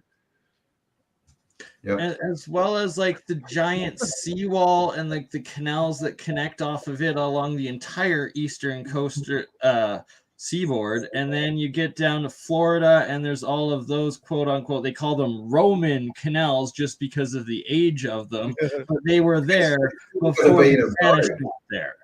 Because you got and Rome, man. I'm just going to run to the toilet. I'll be back. You guys chat 1 minute. Another thing too I noticed somewhere like along the Erie Canal is it looks like a few Tesla valves built into it, and it's like, okay, well, Tesla wasn't even in the US at that point. How the heck were they engineering these crazy designs that slow the flow of the river? It might not be the Erie Canal, it might be like wherever, but I think it was between Niagara, somewhere around Buffalo there. But I'll have to have been talking to Dustin. Shout out to Bushwhacking Tartaria, or Bushwhacking Buffalo, he calls himself now. Great work on that. That's interesting. So yeah, the Tesla valve. So what you mean by that is the one where it is redirecting the flow of water, and so just by momentum, it's not a pure check valve, but it basically functions like a check valve in that it only allows water to flow one direction easily. Yeah, that's pretty cool. Yeah, you got it, Douglas. It's crazy, and it's like massive river area that it's like they don't even call that part a canal. They call it a river, and it's like no, these are engineered banks and engineered flow with it that's just on such a grand scale And speaking of Tesla and speaking of canals, with the World's Fairs, they built canals for many of the World's Fairs, Buffalo, of course, the Chicago one, and they didn't last. But again, it's really hard to build a canal. But in the Chicago World's Fair, 1893, there's something I call Tesla boats that they had. They were electric boats that were charged. They would run for, I think, 4, maybe 5 hours, and then they had to be charged for 2 hours. This is 1893. These are electric motor boats. Yeah. I have a neighbor who has a boat, and he has it's a Chris Craft, from the 50s, with a inline 6-cylinder engine. And I was talking to him about, we've got Tesla cars. What about an electric boat? Because what do you want with a boat motor? You want torque. It'd be perfect, And it's funny that the technology just isn't really there yet right now. But really, there is no secret to electric motors. They're pretty straightforward. And the thing people don't know about how these things are powered is they're all powered off about the same energy cell, which is something around the size of a AA battery. It's going to be lithium ion, and it's pretty close to the most efficient size. So they just have packs or banks of these things. And sometimes when you get a laptop battery, inside of it is just these little cells. It's almost always the same. And it's just a matter of having enough of those, and then you charge it up. It's just physics. It just works the same way. They had it working in 1893 at the World's Fair. And then here we are in 2022. He had boats, little remote control boats, and he used a remote control when he invented the remote control also. Yeah, I forgot about that. Right? Yeah. I'm glad you brought that up, Doug, because it's like I talk about that all the time on how Tesla had his electric car, and I didn't know about those electric boats. That's even cooler. And where did that technology disappear to for 100 years? And it wasn't just Tesla. There was a lot more of them out there at that time too. Right. Yeah. And I worked in the automotive industry as an engineer, and I can remember around 2006 we had a gas prices rise. Might have been around 2009. And we talked about electric cars because they're starting to push for it. And it just didn't seem economically viable. It just didn't seem like it would be possible by, these are pretty top engineers I was talking to about it. And it just seemed like it wasn't going to be a viable option. But just after that, Tesla came out with the cars, and it's just like all of a sudden, all the problems are solved. Now here it works. Look at this. And it's just the greatest thing. And it seemed unreal at the time, because although I knew about electric cars, I thought they just wouldn't charge and go very far, but they could. And in the Henry Ford Museum, there's an electric car from 1903. It looks perfect. It's never failed. It still runs perfectly. And the technology was all there. And I think, with the canals, there's no reason for them to get rid of them. The Erie Canal, the Wabash Canal, and the other ones right around where I live, in Netherlands, almost completely overgrown. All up, a lot of them. They went in and filled them in and made streets out of them. Canals being old world, it's like every single star city is built full of canals, and then they call them moats on some parts, but in the citadels and the star cities, me and Campbell have gone through, it's 50, 60 canals going through the entire cities and through the walls of it all. And just it was this seafaring transportation based society and infrastructure, essentially. Yeah. And it doesn't make sense to get rid of it when so many times they're using boats in lieu of road travel, right? So why would you, if you have waterways in an area, why would you get rid of it when you have all the bridges, everything's in place? You could just make use of it. It's more efficient. It's just like having train tracks, but they decided, well, we're going to keep certain train tracks, not the electric ones, but right, the steam powered or diesel powered ones. where they have the horses pulling the old electric trolleys on the lines. It's just And- like, what? No, and one of my theories Baseball. about mud flood is that the old trains and train tracks were old world, and they were all over the world. So that's part of my mud flood theory. Mud flood theory by Biggs. It's on YouTube. Yeah. Well, if you look at the connection of the cross country railroad in the United States, they had an artificial break, and it was still there even after they did Promontory Point and connected it. They still had this artificial break right around the Mississippi River for, I think, 10 or at least. Oh man, what was it? It was 10 or 15 years until it was finally actually all connected.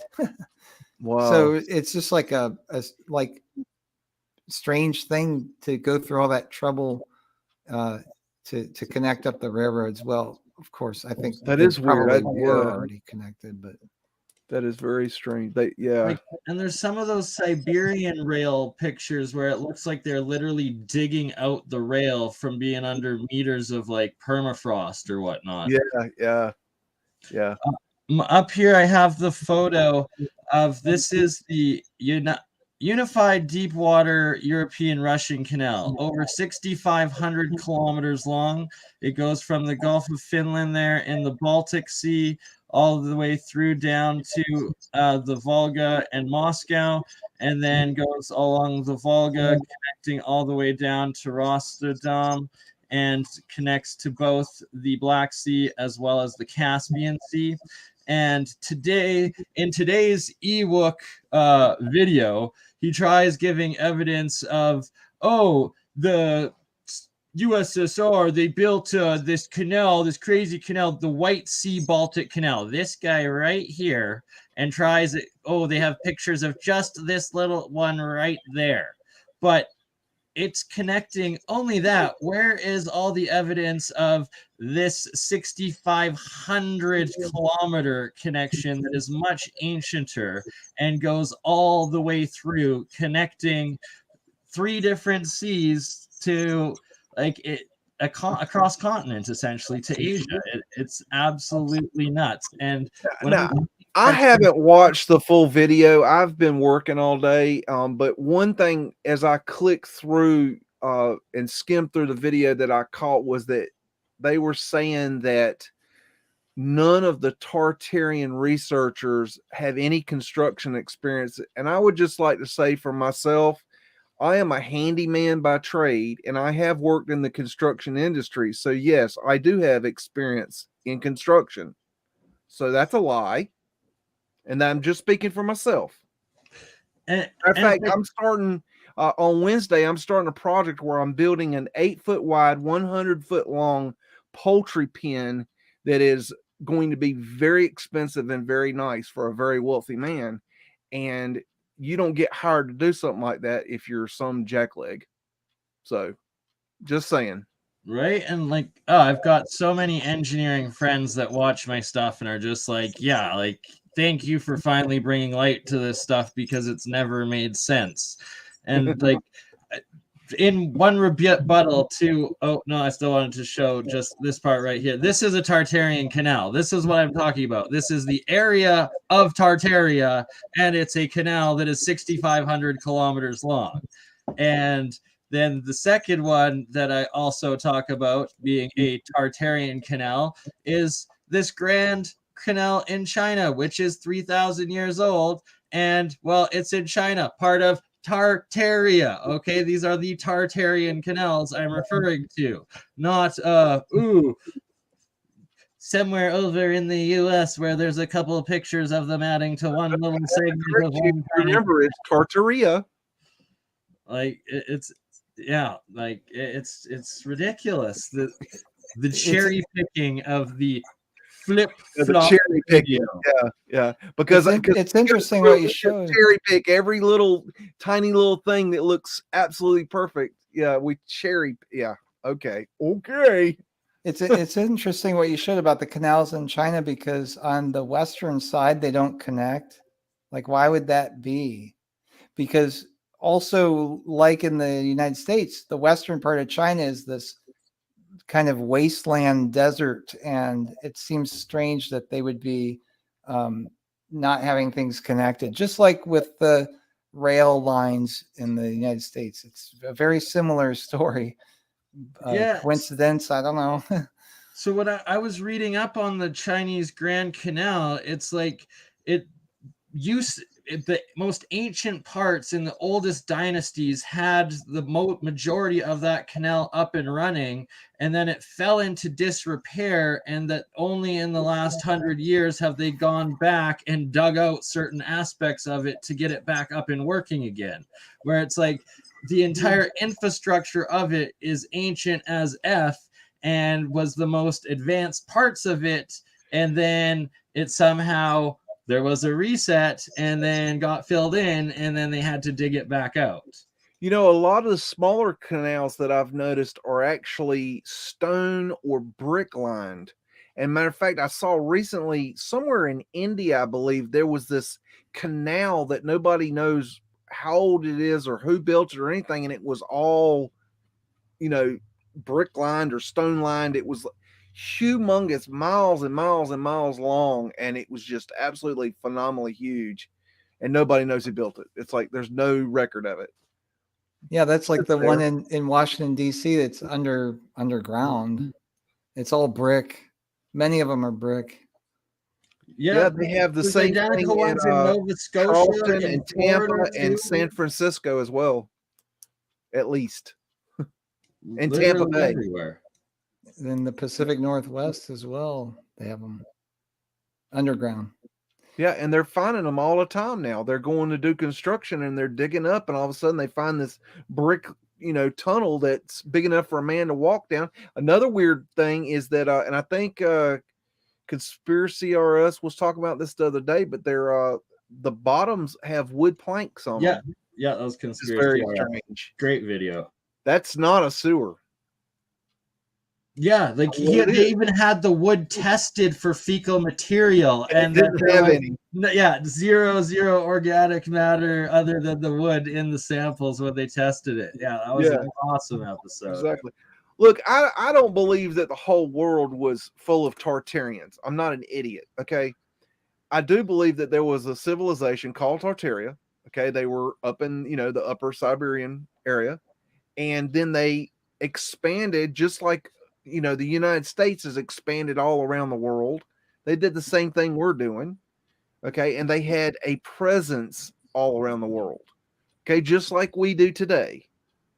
That's how I look at it. Now, exactly. So I just want to interrupt you. Like, so with the world fairs, there was literally like a little India, little like Thailand, little everything segment in them, right? Where it's like it was this giant global civilization that was represented beforehand. And then the new Roman Empire came in and conquered absolutely everybody, crushed this free world, and reset it all, essentially, is what I'm thinking. There's a lot going on here.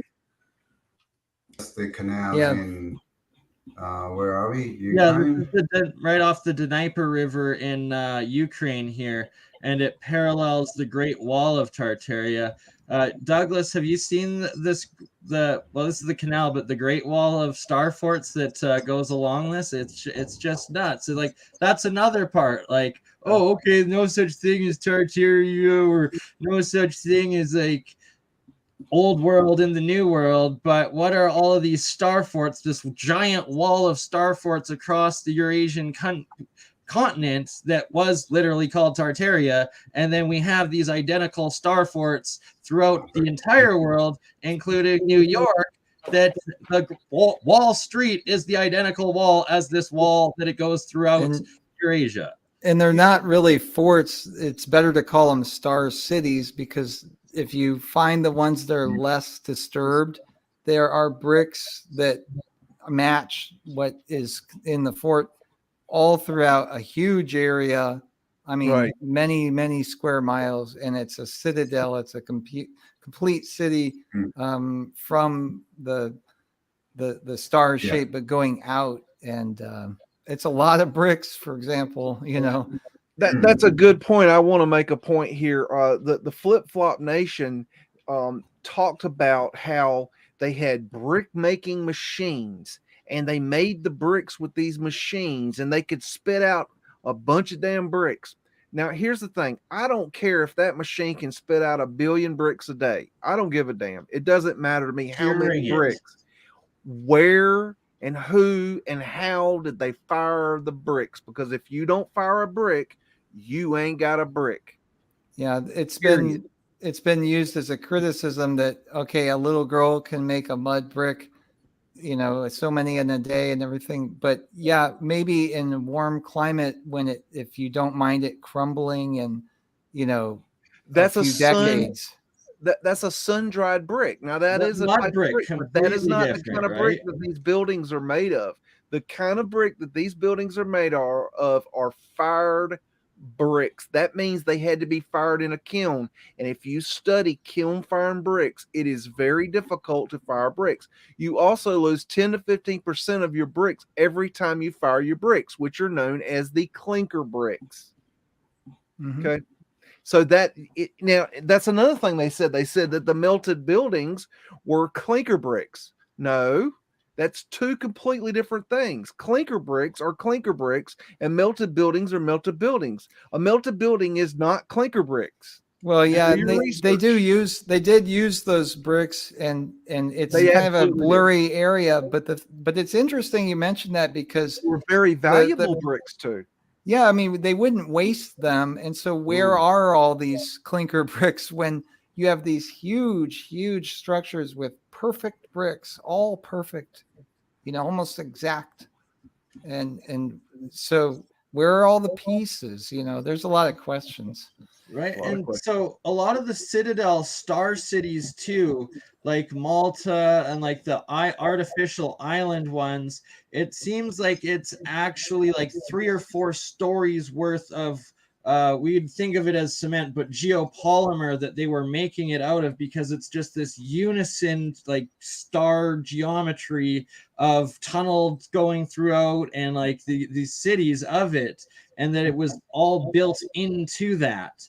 And that it, some say melted, but with the research of Paul Cook and others, it's looking more like geopolymer, and that it was much, much more ancient and then re-inhabited after 1 or 2 resets. Yes, geopolymer is absolutely 100% involved in this, in my opinion. Yeah, and then that's another thing from the World's Fairs, where they talk about staff, and it's like this garbage stuff, and it's just a reinvention or literal recasting of what actually existed that was much better. Even going back to talking about the construction photos of the World's Fair. Here's a point I'd like to interject. I'm not saying, and I never have said, that the construction photos of the World's Fair are faked. I've never said that, but I will say that I have a lot of these photos. I have shown them on my channel. I have shown entire videos of construction photos of World's Fairs. But how do we know that these photos aren't just found photos, number one? Number two, what if we found these construction sites, these World Fair construction sites, in the middle of construction after a reset, and we came in and we took pictures and then finished out these buildings and did them up? What if they were half constructed when we found them? Right. Well, exactly. And half of them, it's like it could be repair pictures because they found them, like they destroyed conquered after a war, then they're building them back. And or some of them are also them deconstructing the buildings, and that they're taking the footage of them demolished thing, not rebuilding, or none of it is actual build. I have a whole other theory I like to throw out there and see if it sticks. Is what if, and I'm speculating, what if all the old World's Fair sites were built at one time around the world, and they were going to have an actual World's Fair, and they were going to have it all around the world at one time, and that's why we find all these sites in the same time frame all around the world at the same time. And we had a reset. We found the buildings. They were in the middle of construction. It's just a speculation. I don't know. I'm just saying it's an idea. Right, that possible. I also think that it's just they were world cities, and that's why you have the different clusters of like the Korean building, the Greek building, and everything else in it. Yeah, it's like Epcot Center at Walt Disney World now. You know, here's the they problem. called them white cities, and I found it in Boston, I think it was. Yeah. And before they had the World's Fair thing, they had this area where they showed the train stops, and they had train stations, electric tram, you know, stations and stops that were never used, but they were built, and they were called White City. It was like 3 stops. And nobody got off there because it was all closed off. It was all fenced off. White, you know, the White City, just like in Chicago, they called it that. They had it in Sheffield, England, too. White City. Yeah, and so it had they had built infrastructure to send people there. Of course, well, that's because they were going to. Half the world is going to go there. Millions of people are going to go, you know, to Buffalo, to the exposition or whatever. You know, I don't know that many people would have gone. But they had the train stops there from the beginning. You know, another weird anomaly is the fact that a lot of these buildings are actually temporary, which makes me wonder, you know, you were saying it was a civilization, Bernie, but what if they really are temporary buildings? I mean, it could be that they are temporary, or maybe they were just building frames to add a good facade later. I don't know. They're an anomaly is what they are. They're very different. And here's another thing. The flip-flop nation, they want to talk about the World's Fairs all the time. Oh, World's Fairs. But then they completely ignore all the brick buildings all the way around the world. All the same style, all the same construction. They ignore all the bricks, all the facade, all the mud flood windows. They ignore all that. But all the World's Fair pictures, you can have the World's Fair. Go play. Go look at that. We'll look at the rest of it. We'll take the rest. We'll move on. Not. I'm just showing some canals in Russia here. I mean, look at this. So, you know, this is why I'm saying you can't focus on one canal, because look at just in this shot here, we've got this one, we've got this one, this one, this one, this one, this one, and there's one going down the shoreline here that keeps going down for basically around half, you know, it goes right down around here. So who built all this? It's the size of the construction work that we're questioning. I mean, look at this. This is just one tiny part of Russia. Because canals, you have to have level. That's the crazy part. Yeah, they have to be level. Exactly. And then just a little level too. It's got to be, you know, it's got to be the right declination. Is that the right word? Hey, Campbell, if you get time, go look at the international the intercoastal waterway in America. That thing is that thing is crazy. It's over there on the east coast of America, and it spans, I don't know what, Douglas, what is it, 2/3 of the east coast? Well, see, I thought it just went basically across Florida, and then at one point I found out it went somehow all the way to Texas or something, but I didn't know. I thought it was like a perfectly straight line. Wow. I know it goes from Florida all the way to, I think, New York, or slightly below New York. But it is definitely a lot longer than people realize. And they say that they built it because they wanted to be able to have shipping where you couldn't see it from the ocean during World War II. So they built this for World War II. Because the Germans were always right off the coast of all of the United States all the time. Really?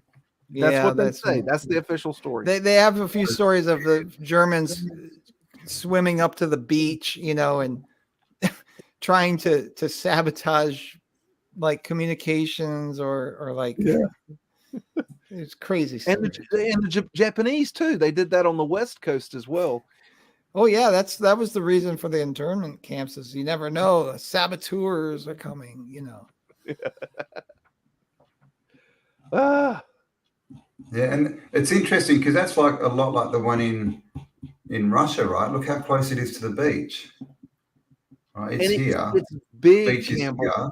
It's not a mean- little canal. It is huge. No, it's 130. It was 130 wide, I think. Yeah, It's like it's big, and it's that way the whole way. It is big. 146 wide.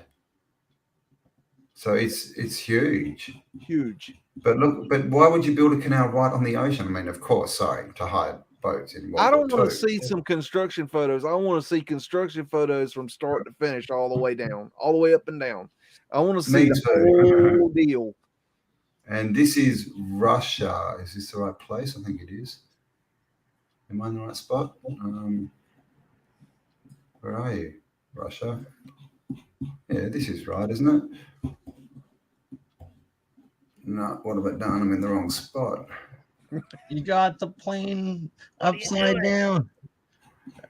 Am I upside down? Am I? Are we in No. Kaliningrad there or St. Petersburg? That's the edge. Oh, Oh, you're on the Pacific side. That's no, right. okay, sorry. I'm supposed to be way up here. Yeah, across the continent. You're still on the Up Pacific here? side now. You're still on the Pacific side. You want to go on Okay. the Atlantic? So let me have a look here. Where are we? I'm so God, I'm lost. lost. No, ocean. No, across. Go left. Go left. Okay, across. This is Ukraine. No, that's not Ukraine. That's Mongolia. This is Keep going. Russia. Yep, it's all Russia.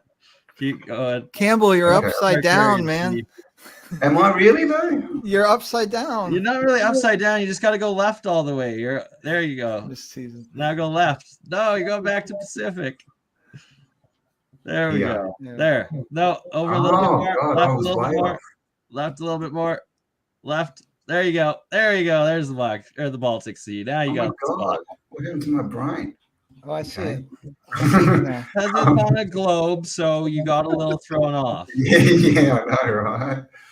It confused the balls, man. But yeah, here's one in Russia, right? Just right along the right along the coast, like we see in Florida. Like, what's the point of this? That's for the American subs, I guess, huh? Oh, that's so that they to hide from the American subs. That makes sense. And Was that a lake? Is that a lake though? Or is that, I mean, it might have sea access. I don't know. Well, the canal's Oh, yeah, connected. exactly right. It is a lake. It's not. No, there's no access to the sea. I don't think, unless you go. Well, only through the canals. There's Yeah, the canal goes from the sea to that lake to the next lake, and then all the way through Moscow, and then down into the Black Sea as well as the Caspian Sea. You know, I wondered that about the Erie Canal because much of it runs right along Lake Erie, and it would seem why even build the canal when you can just go out on the lake with your boats and go along there. Well, I mean, the sea gets choppier. I think maybe the canal boats can't handle sudden, squalls or whatever. They had ocean cargo ships on the Great Lakes. That was a big part of it. It's like, why would you go through all that extra work in that time period to build a parallel canal next to the entire length of the lake? Well, yeah, and there were naval sea battles on the lake too, between and continents. Built all these to me. These are, and Wow. this is just obviously just a bit of Europe, but every green one is a star. Wow. Huh. Like the amount of work, you might be able to explain away how one was built, but explain to me how. I think the most that anyone's got is about 7,000 so far, stars and forts and things. And you just zoom in, and they just here's remains of one. It's not a good one. But look what's next to it, right? Bloody canal. Yeah, and you just can see by the red color, all the bricks. That's indicative of the amount, the vastness. Colm Gibney found a couple. I don't know if it was in Poland. I think one of them. It was almost pretty well intact. The Star City. It was so many bricks, and it just flowed out. It's not just the fort. It was just that's just the focal point. That the construction just basically went out from there in a lot of cases. I think. Yeah. Yeah, and there's some that are just in the middle of nowhere. And so this is, my main point is explain everything. That's the thing. Like I said, you might be able to explain one Hey, hey, Camel. Oh, I got a question. Who is doing the research to find all these star forts? Who do we have to approve? most of this has been done by Com, Gibney, and Monkey, 13th Monkey. Yeah. 13th Monkey. Is that connected to that old Starfort Maps website? Do you remember that site? Yeah, starforts.org is Com Gilney. That is his. Okay, okay. Because Yeah, that's yeah. where I originally, when I did my Gilney. Starforts video a couple years ago, that's actually where I got my numbers for how many Starforts there were. And when I did that, there was like 1,600 that had been found. And I'm sorry, they found some more since I did that. And that's incredible. More now, yeah. Yeah, And just a few. See, I mean, it's a bit hard. There's so many, but you can kind of see that they go in rings. Like if I go down here, let's see what. See how they kind of, you can see that that's a city, right? And you've got like a big star, then you have the star on the outside, then you have these sort of rings of stars, like the satellite stars, I call them. These kind of little funny shaped things. So it's clearly it's a big system of some kind. You know, and it's like Dougie was saying, it's all star cities. You know, these aren't forts. This is, I mean, come on. Do we really think they're all forts built in 200 years by a traveling band of, you know, French makers? Another telltale sign is in America, they say, oh, they built that for the Civil War, but then, you know, or, you know, such and such a war, but then you see the same styles of forts all the way around the world. So where's the explanation for that? And the batteries specifically, and they're called the batteries. And so many of these batteries are also on artificial islands that they had to build the artificial island at the same time as the battery. And that's where it's like, explain that. Today, like they're struggling even in Saudi Arabia to finish the third Palm Island and the World Island project that they did. I thought they gave up on that. I thought exactly. They gave up on it. And it's like, because it was too hard to maintain. To build the batteries and the star forts. It's a joke. Well, they're building it out of sand, and they don't have the wherewithal to turn the sand into bricks that would actually last. Yeah, right, Douglas. That's today that they're having that problem. And then you look at the artificial islands of the past, and it's literally megalithic or brick.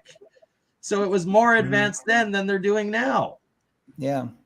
Yeah, well, the one in Florida that I did a video on that's out west of Key West, that I figured was basically a water desalination plant that stored fresh water for the ships, because there were probably a lot of ships doing trade, you know, because it's along that swath of the Atlantic that Columbus discovered you could cross in 1492, you know.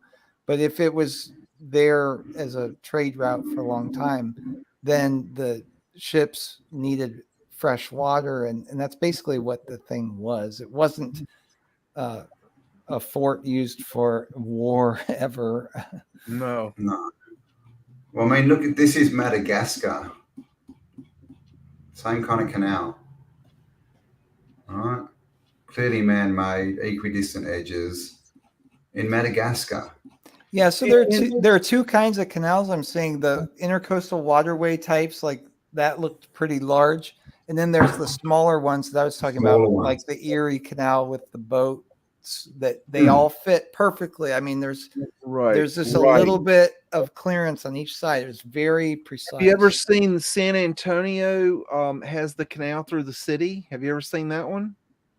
No, I've seen a lot of, I've been in Europe, in Colmar in France, they have canals that go through the city, and they're built over, but the canals are still there. It's clearly man-made.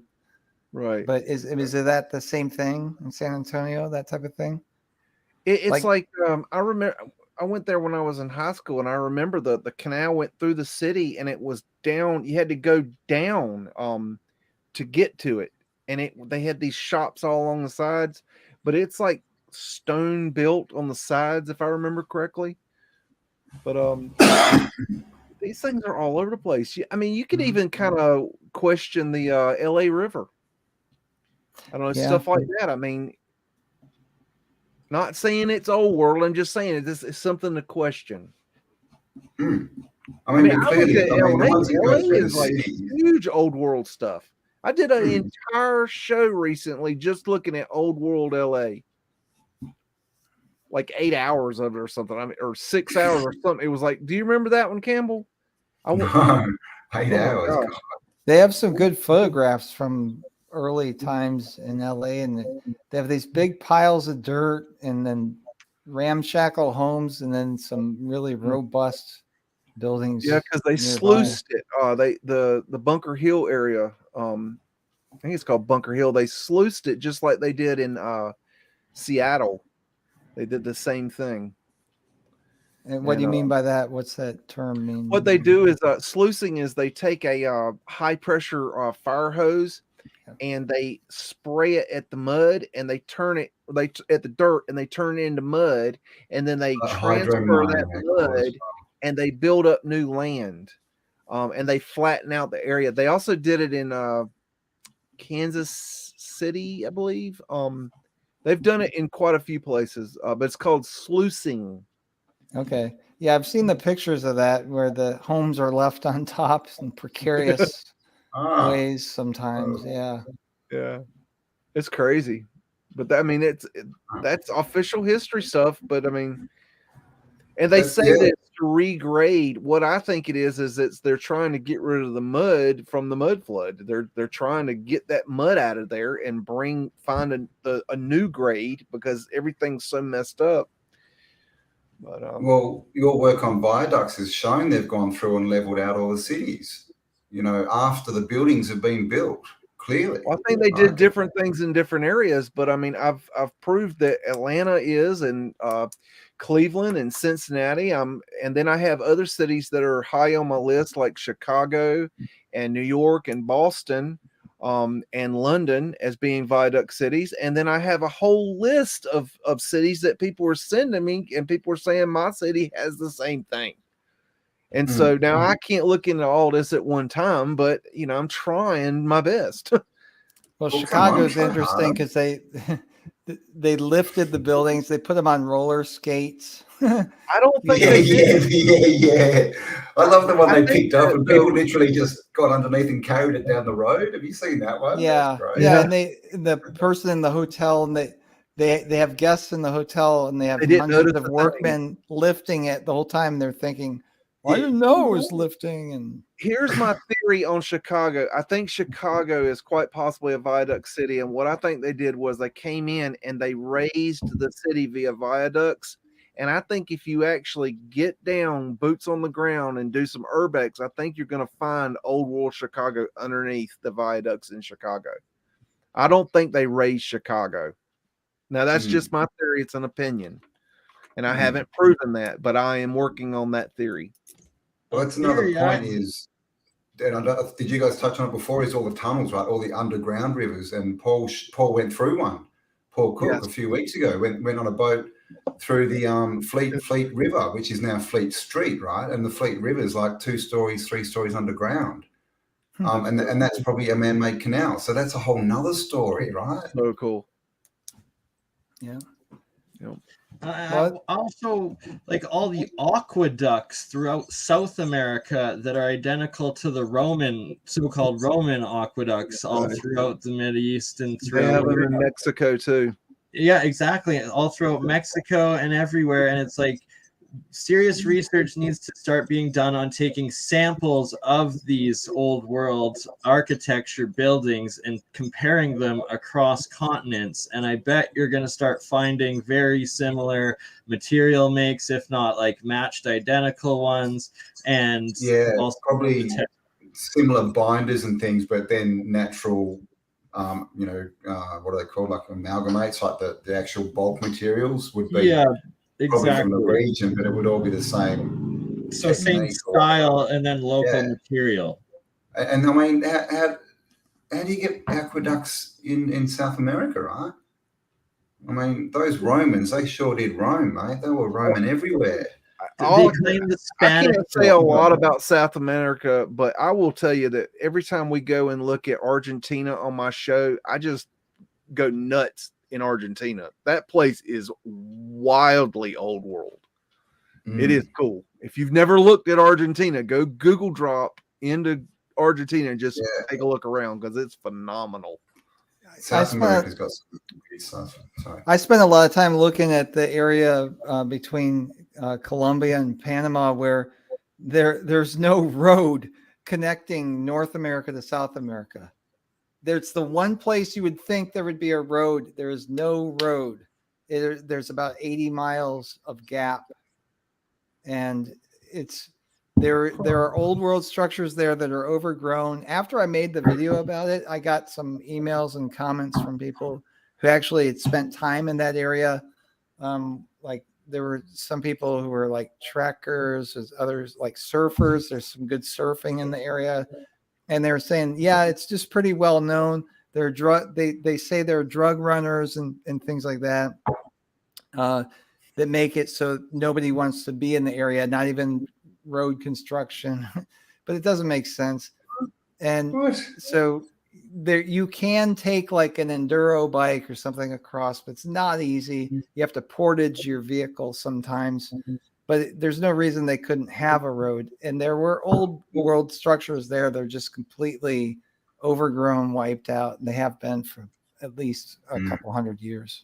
Yeah, I remember watching a documentary back in the 90s where they were showing satellite imagery where they were seeing that trees were raised above other trees in a line, and they went down to look and they found old stone roads, and the trees were growing on top of the roads, and they were old like Mayan roads.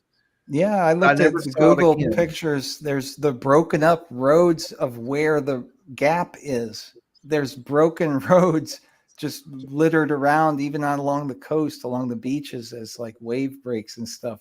It's clearly an old road that was broken up. They didn't haul it that far, and it's just clearly just not that they didn't build one. It's that there was a road that they destroyed. They destroyed it instead, yeah. And thank you very much, John Supp, for your kind donation. But this is the thing, didn't they build?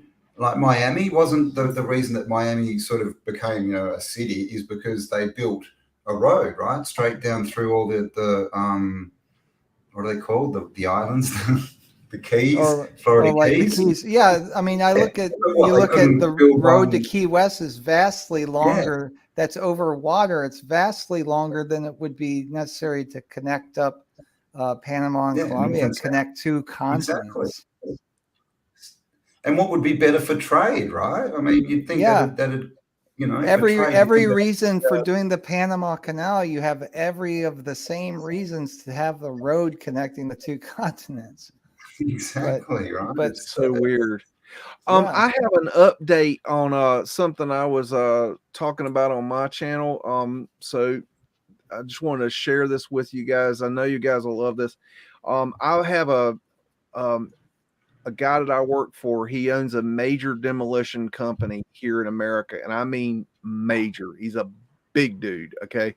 And he does very large demolition contracts.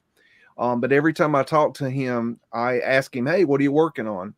And the last time I was talking to him a couple weeks ago, he mentioned that he was working on a building in downtown Raleigh. And he mentioned the building name. I can't name the building, but he told me which building was working on. I said, oh, really? I said, that's on my list of buildings that I'm researching for my documentary on Raleigh. I said, can you tell me something? He said, what's that? I said, is there a basement in the building? And he looked at me really strange. And he said, how did you know that? And I said, well, part of my theory is that there is a basement in that building. He said, well, actually there is a basement. I said, well, did the owner know about it? He goes, no, they bought the place in 1918 and they did not know it had a basement. And when we went to do the demolition, we had to do tests because it's beside a railroad track. And we had to know if it was a basement or not, if there was a basement, because if it has a basement, we have to shore it up. So they drilled through the side of the building and they found that there was air. So they knew there was a basement. So then I said, well, can I get out there to the site? He said, well, I'll see what I can do. Well, then I didn't hear from him for a couple weeks. So I sent some of my boots on the ground people out there to get some video. So I got some video of it. But then it got locked down and like nothing was going on. So I talked to him the other day, and he said that now I had to sign a non-disclosure agreement to find this out. And I can't tell you what he told me, but I will tell you this. When they cracked the basement, they found something of historical significance and shut the site down. I'm going there in another week to do a site survey and to do an investigation myself. So I'm getting in there. I can't tell you anymore, but that's really cool. And there is officially windows and doors below the ground in this building. Nobody knew they were there. I think you need to do a stealth night mission, dude. What if they empty it? Thank you, Joe. Cool. I mean, that's for, man. I know it's out there. I know there's somewhere like there's like just like you said, there's basements that have been blocked up at some point. No one remembers them, and they've got stuff in them. Mm-hmm. And that's all we need. We just need to find the stuff, right? Oh, and then he told me, he said, yeah, and by the way, we tore down an old church the other day, and when we were tearing the building down, we found there was a basement in there, and they didn't know they had a basement in their building. Basement, yeah, probably a like a water tank, yeah. And it was right down the street from where I'm talking about now. Mm. We're getting there, y'all. We are getting. This is the thing. I mean, I'm on the side of trying to disprove this because every step of the way, you know, we keep proving ourselves right. You know, over and over. UOP will remember a couple, 3 years ago, right? We had nothing. We were looking at windows, then we started finding cars falling through roads. We started, the red bricks. It's like, is everything red brick? Right? We were asking that question, and then we started finding these things with the facade ripped off, and it's they are. So, yeah, good luck to those trying to disprove this. But I mean, it's really what are they trying to do? Are they trying to prove the books and that the government are correct and that the history is correct? Because as far as I know, and this is, yes, I've been very good, but they called us all commie and lefties for being into this research. Because I remember. Well, their reasoning is on my show about that. That really ticked me off. I mean, I'm an American. I'm not a damn communist. So you're all commies, guys. Sorry to tell you. And the reasoning was that we talk about. You don't know nothing about my political beliefs. I have no political beliefs, but I sure as hell ain't no damn communist. No, well, this is what they're saying is because we're saying it was a worldwide connected civilization. They're saying that means we're globalists, New World Order. That's their connection point. I know, right? Yeah, I know, right? UAP. I had the same look when I maybe old world order. Like exactly right. So not part of the New World Disorder. So that's stock puppet level, y'all. We brought GW in. You brought it out. Yeah, come on. I hijacked GW tonight. I brought him out of obscurity. Put him out of hibernation. Is that counterfeit Nichols G-Dub? Oh gosh. Well, y'all, I hope that you understand now what Vanilla Sky is. I hope you understand what photo manipulation is. I hope you understand that we're not a bunch of clowns up here. We're actually doing hardcore research. We're not messing around. We're actually finding evidence of what we're saying. Now, we don't have all the answers, and we don't pretend to, but we're doing our best. And we're asking questions, and we're also asking questions. We're not trying to disprove anyone. I mean, trying to disprove someone is not research. It's not research. I mean, I'm sorry. That's just trying to disprove someone. Why wouldn't you go and show your own information and go, well, this is... this is what I think. Here's my proof. Okay, that's cool. But why are you? What if you don't believe? The problem is you don't have your own theory. Why are you trying? What are you trying to get a seat at the table? Okay, look, it's like we're having this dinner right at Campbell's house, right? And we're all invited, but then you got the neighbor next door who's a real asshole. and the neighbor wants to come over, and Campbell says, "Hey, would you guys like to invite asshole over for dinner?" We're all like, "Why?" We don't want to give them a seat at the table. Because why would you invite an asshole to dinner? It was No, me, and that's and really it's the way only we've got to because I do it. knew they would say no. They're Yeah. flip-flop radio, and it's like a picture of punching bags, and it's like, no, you want to step into the ring, stop flipping around. The flip-flop radio, they flip-flop more times than at a Denny's freaking side grill. Like, I'm not debating anybody that don't get on Damn. camera. First of all, that's first and Losing utmost. control of the podcast. I don't debate an icon. You know, you're not gonna put an Well, icon. this is the up thing. That's the first thing I said. the Yeah, eyes, we'll debate. Bring your face. Show us who you are, Mr. Ewa. Yeah, who are you? I mean, I'm up here putting my neck on the line, okay, putting my truth out there, okay, up here on this damn screen. Where are you? Hiding behind a curtain? Yeah, that makes you an iconoclast. Exactly. The true definition of the word. Well, I mean, it's easy to yell and scream when you've hidden yourself, so you get no rebuttals, right? Yeah. I mean, people know who I am. People have been to my house. People, my email's up there now. Well, to me, it's like people should agree to disagree. I mean, if you're sticking to an official narrative, what's the point? I mean, we could just turn on the History Channel or whatever, and if you have an alternative view, well, we're pretty open here, right, about the fact that we don't know, we're speculating, and if the speculation thought experiments doesn't work for you, it's okay. I don't know why anybody would be upset or have bad energy about it, honestly. Yeah, exactly. But it's because it's me that's triggered. So yeah, this is the thing. And just on that, because no doubt people will be watching this podcast and clipping it and recording it and all this kind of stuff. And they'll probably say that we're triggered. Clearly, we're all fairly calm at the moment, but there's a big difference between being triggered and being a man and standing up for yourself and defending yourself, your friends, and your community. Big difference, right? If someone attacks you and your friends in your community and you don't stand up, well, maybe you're not a man, okay? But standing up for yourself is not being triggered.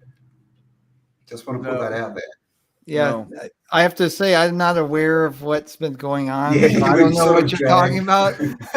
Because I'm more coming from like, let's say positive energy or something. Yeah, but apparently somebody's hurt or said something. Like, so I don't know. I quit paying attention. I got a little bit of criticism or whatever from one of them at one point, and there was some vitriol when I did address it, and it was just enough for me. I just like, so I haven't paid attention, so I don't know what's going on. Yeah. And that's the best way. And we're not, this is the thing. We just wanted to put out our point of view on the photos because they were clearly putting out disinformation. We wanted to show the whole story, but we don't want to focus on them. We don't want to give them our attention because all that's going to do is stop us doing good work. And that's exactly what they want. I wanted to be a part of this because, they're saying, the way they were explaining Vanilla Sky is completely not correct. And I have proven Vanilla Sky over and over and over again on my show, week after week. I show different photos showing this stuff. And I just showed you. I mean, I know y'all are about tired of me showing those damn photos. I could feel it. It's been overexposed, would you say? Overexposed. Good one. But I think I got my point across. Yeah, and I don't know at what point did anybody else make? I mean, obviously there are some examples of photo exposure or something that would make it naturally be that way, or times where they would legitimately crop something out for reasons of marketing or something like that. But it's what you showed and what we have seen too elsewhere goes way beyond all that. It goes way beyond it. Yeah. Totally agree. Yeah. And once again, that's what we sort of talk about is the scale of what's happened. And that's I can prove or this, that doesn't prove anything, because it's the scale. find This these is all the time. realm wide. I'm We're finding talking more and more all the time. I'm hundreds getting of better at thousands of spotting it. files. That's one thing that's helping. So But anyway, there's let's more not talk about them anymore. I mean, God, I felt the energy go. Ooh. It's the preponderance of Let's evidence. quickly Yeah. have to highlight, this is the video they put up Yeah, today. I'm let's not show playing this. it. It's just so stupid, because they cut our audio, and then they played about 5 of our audio tracks over themselves, so you couldn't even hear it. Trying to make us look like fools. They're trying to make it look like we're really triggered and we're arguing with each other, but they literally, they've overlaid 4 or 5 audio tracks on top of each other, so that there's all these voices going, but we're actually just sitting there talking and laughing. And I can let me say something, because people don't know what we're experiencing here. There's a delay, so when you start talking, it's about 3 seconds before any of you have all heard that you're talking. So there's no way to know. And then the way the software works, at least for me, it'll cut out most. If 2 of you are talking, it'll just pick one of you and then switch to the other one and switch to the other one, so it becomes almost unintelligible. It's not anybody's fault. This ain't easy, y'all. Y'all, if you've never done this, and I'm not talking about one-on-one, I'm talking about when you get 2 or more, it gets very hard to do this. And so you really need to give us a break on that. Yeah, we're doing this. Campbell's all the way over in Australia. That's a 3-second delay. That's almost half as far away as the ISS at 7 seconds. Quote unquote.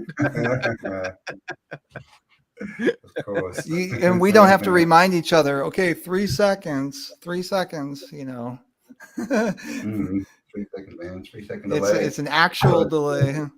Yeah, it is. I don't know how exactly how long it is, but it's long enough that it messes with you. 100%. So lastly, I'm just going to point out, and I'll drop the subject of them, but in that video today, he called canals, literally just tries to debate the Erie Canal, which I've never talked about or called Tartarian, and tries claiming that Tartaria is over there. And it's like, I'm referring to Tartarian canals being in Russia and China, both.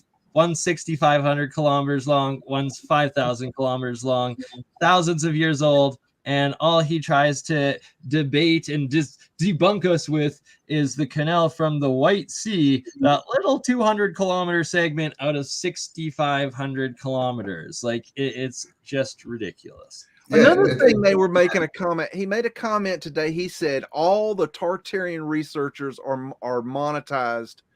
I am not monetized. That is why my numbers are so low, because YouTube does not promote my channel, because I am not monetized. So that's not true. I know a lot of you guys are monetized, but I'm not monetized. So saying we're all monetized is not true. And I qualify. What's the problem with being monetized? Huh? If people are putting in full-time hours for a job, why shouldn't they be paid for it? Why is that supposed to be some kind of a we're bad or something, or we're shills? Okay, Iwa, go to work and tell your boss you don't want to be paid. Yeah. Okay, and until you do that, don't tell me I can't get paid for my work. You can't do this to the level you guys are doing it and not have some sort of income coming from it, and the more the better. Exactly. The more the better. When I started my channel, I didn't want to be monetized because I wanted to use copyrighted material. That's why I play 95% of my material has copyrighted material on it, because I like to use music.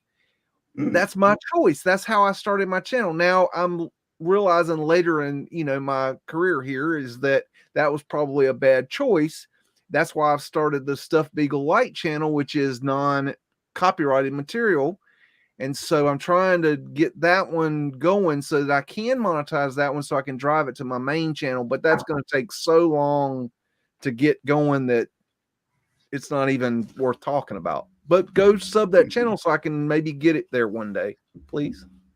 Stuffed Beagle Light. What I like the best is all these people, you never hear them coming out and saying, Mr. Beast, he bloody monetizes his videos.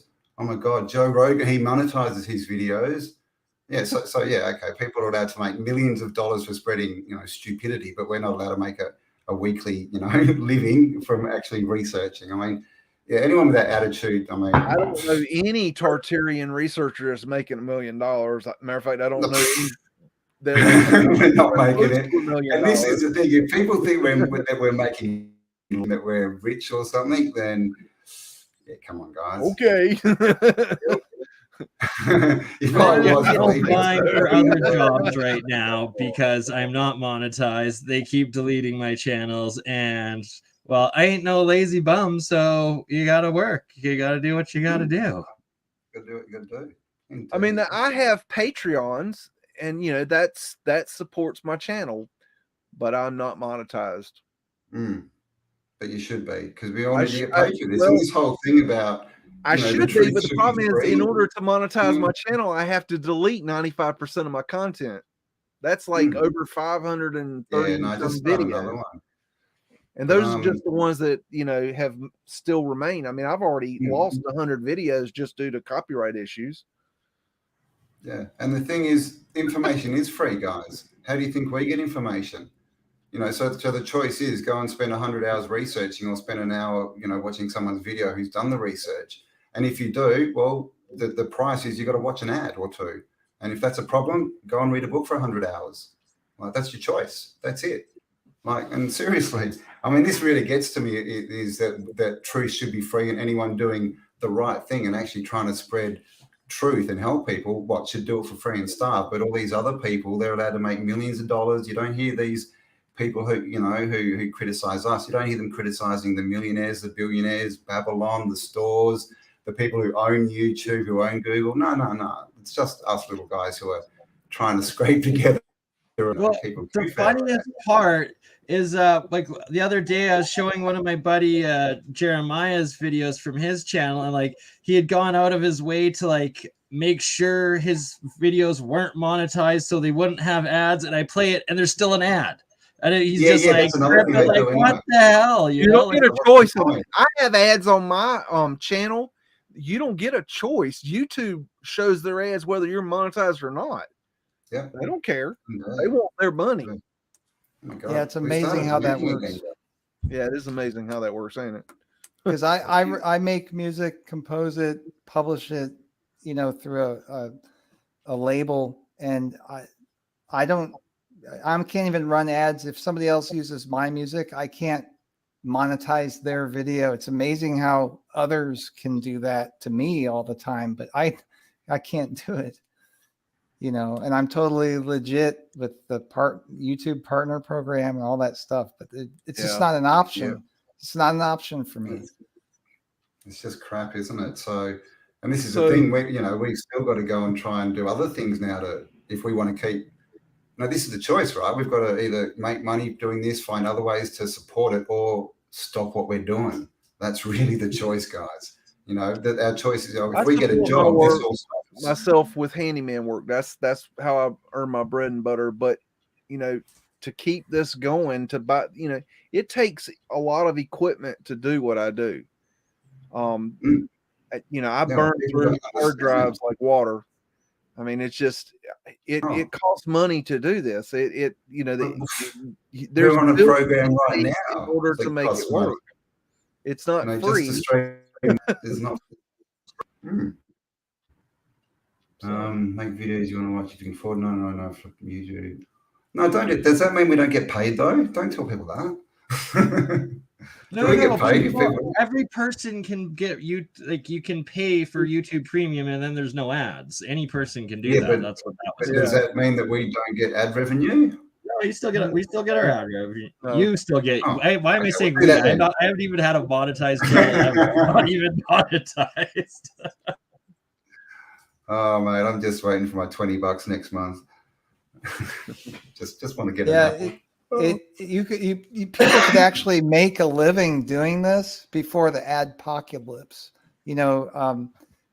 The ads, like I started running ads on mine before the adpocalypse, and the amount of revenue that it generated kind of surprised me. I'm like, wow, if I would get more than 15,000 subscribers or something, I could almost like make a car payment or something like that. Yeah. And then now I have almost 60,000 subscribers. I haven't even approached the revenue with 3 times the number of videos out there, so many more subscribers, so many more views. I haven't even approached the kind of revenue, which isn't that much, from prior to the adpocalypse, whatever, they did, which was drastic. It cut it by like a quarter or more. 3/4.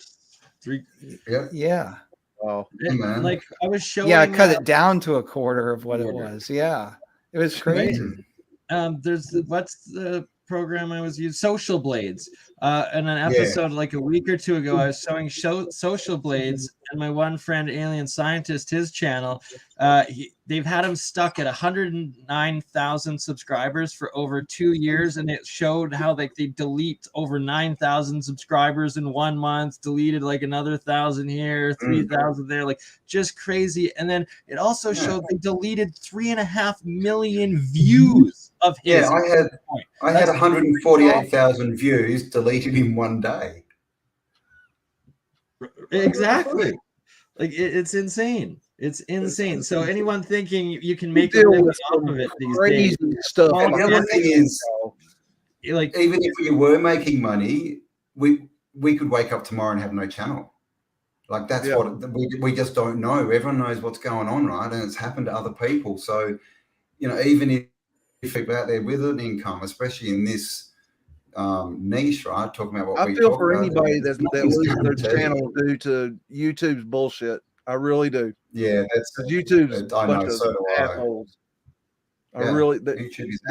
They're gonna hang themselves from what they're doing. Oh, of course, yeah, they've done themselves already because they got rid of all the channels where people with jobs who spend money, and they're just left with the crap being watched by teenagers who don't buy anything. Thank you, Marcel. So yeah, they've cut their own. Just a matter of time. I mean, all right, we're coming up on 2 hours and 40 minutes. How are you going there, Doug? Have you got any? Yeah, no, I should probably go now. It's pretty late. Yeah. I knew it was late for you. I can see you starting. Speaking of working. Everybody's got to get to bed for their day jobs tomorrow because clearly we make so much off of this. Oh, yeah. I know, right? Yeah. Clearly we're millionaires, right? So we might leave it there. 2 hours and 40 minutes. So 444 of you still online watching. So thank you for everyone in the chat. Thank you for all the donations. We love you all. Thank you for all the nice comments and everything, and just for being awesome and being here and thank you for listening.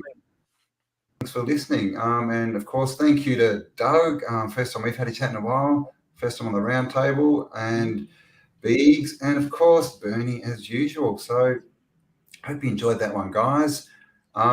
If you're wondering what we're talking about, there's videos out there, but don't go and watch them because you'll give them money and views. But the channel. It's all up there on that AE War. God, War. And if you don't know the definition of a wook, look up what a wook is, because Ewok and counterfeit nickels. You're guaranteed that they're going to flip several times, and it's going to be a flop on Flip Flop Radio. You're getting triggered, Bernie. You're getting triggered, man. Don't get triggered. All right, guys. We love you all. Thank you for being with us. And we shall talk to you all on the next upload. Bye for now. All right. Bye-bye.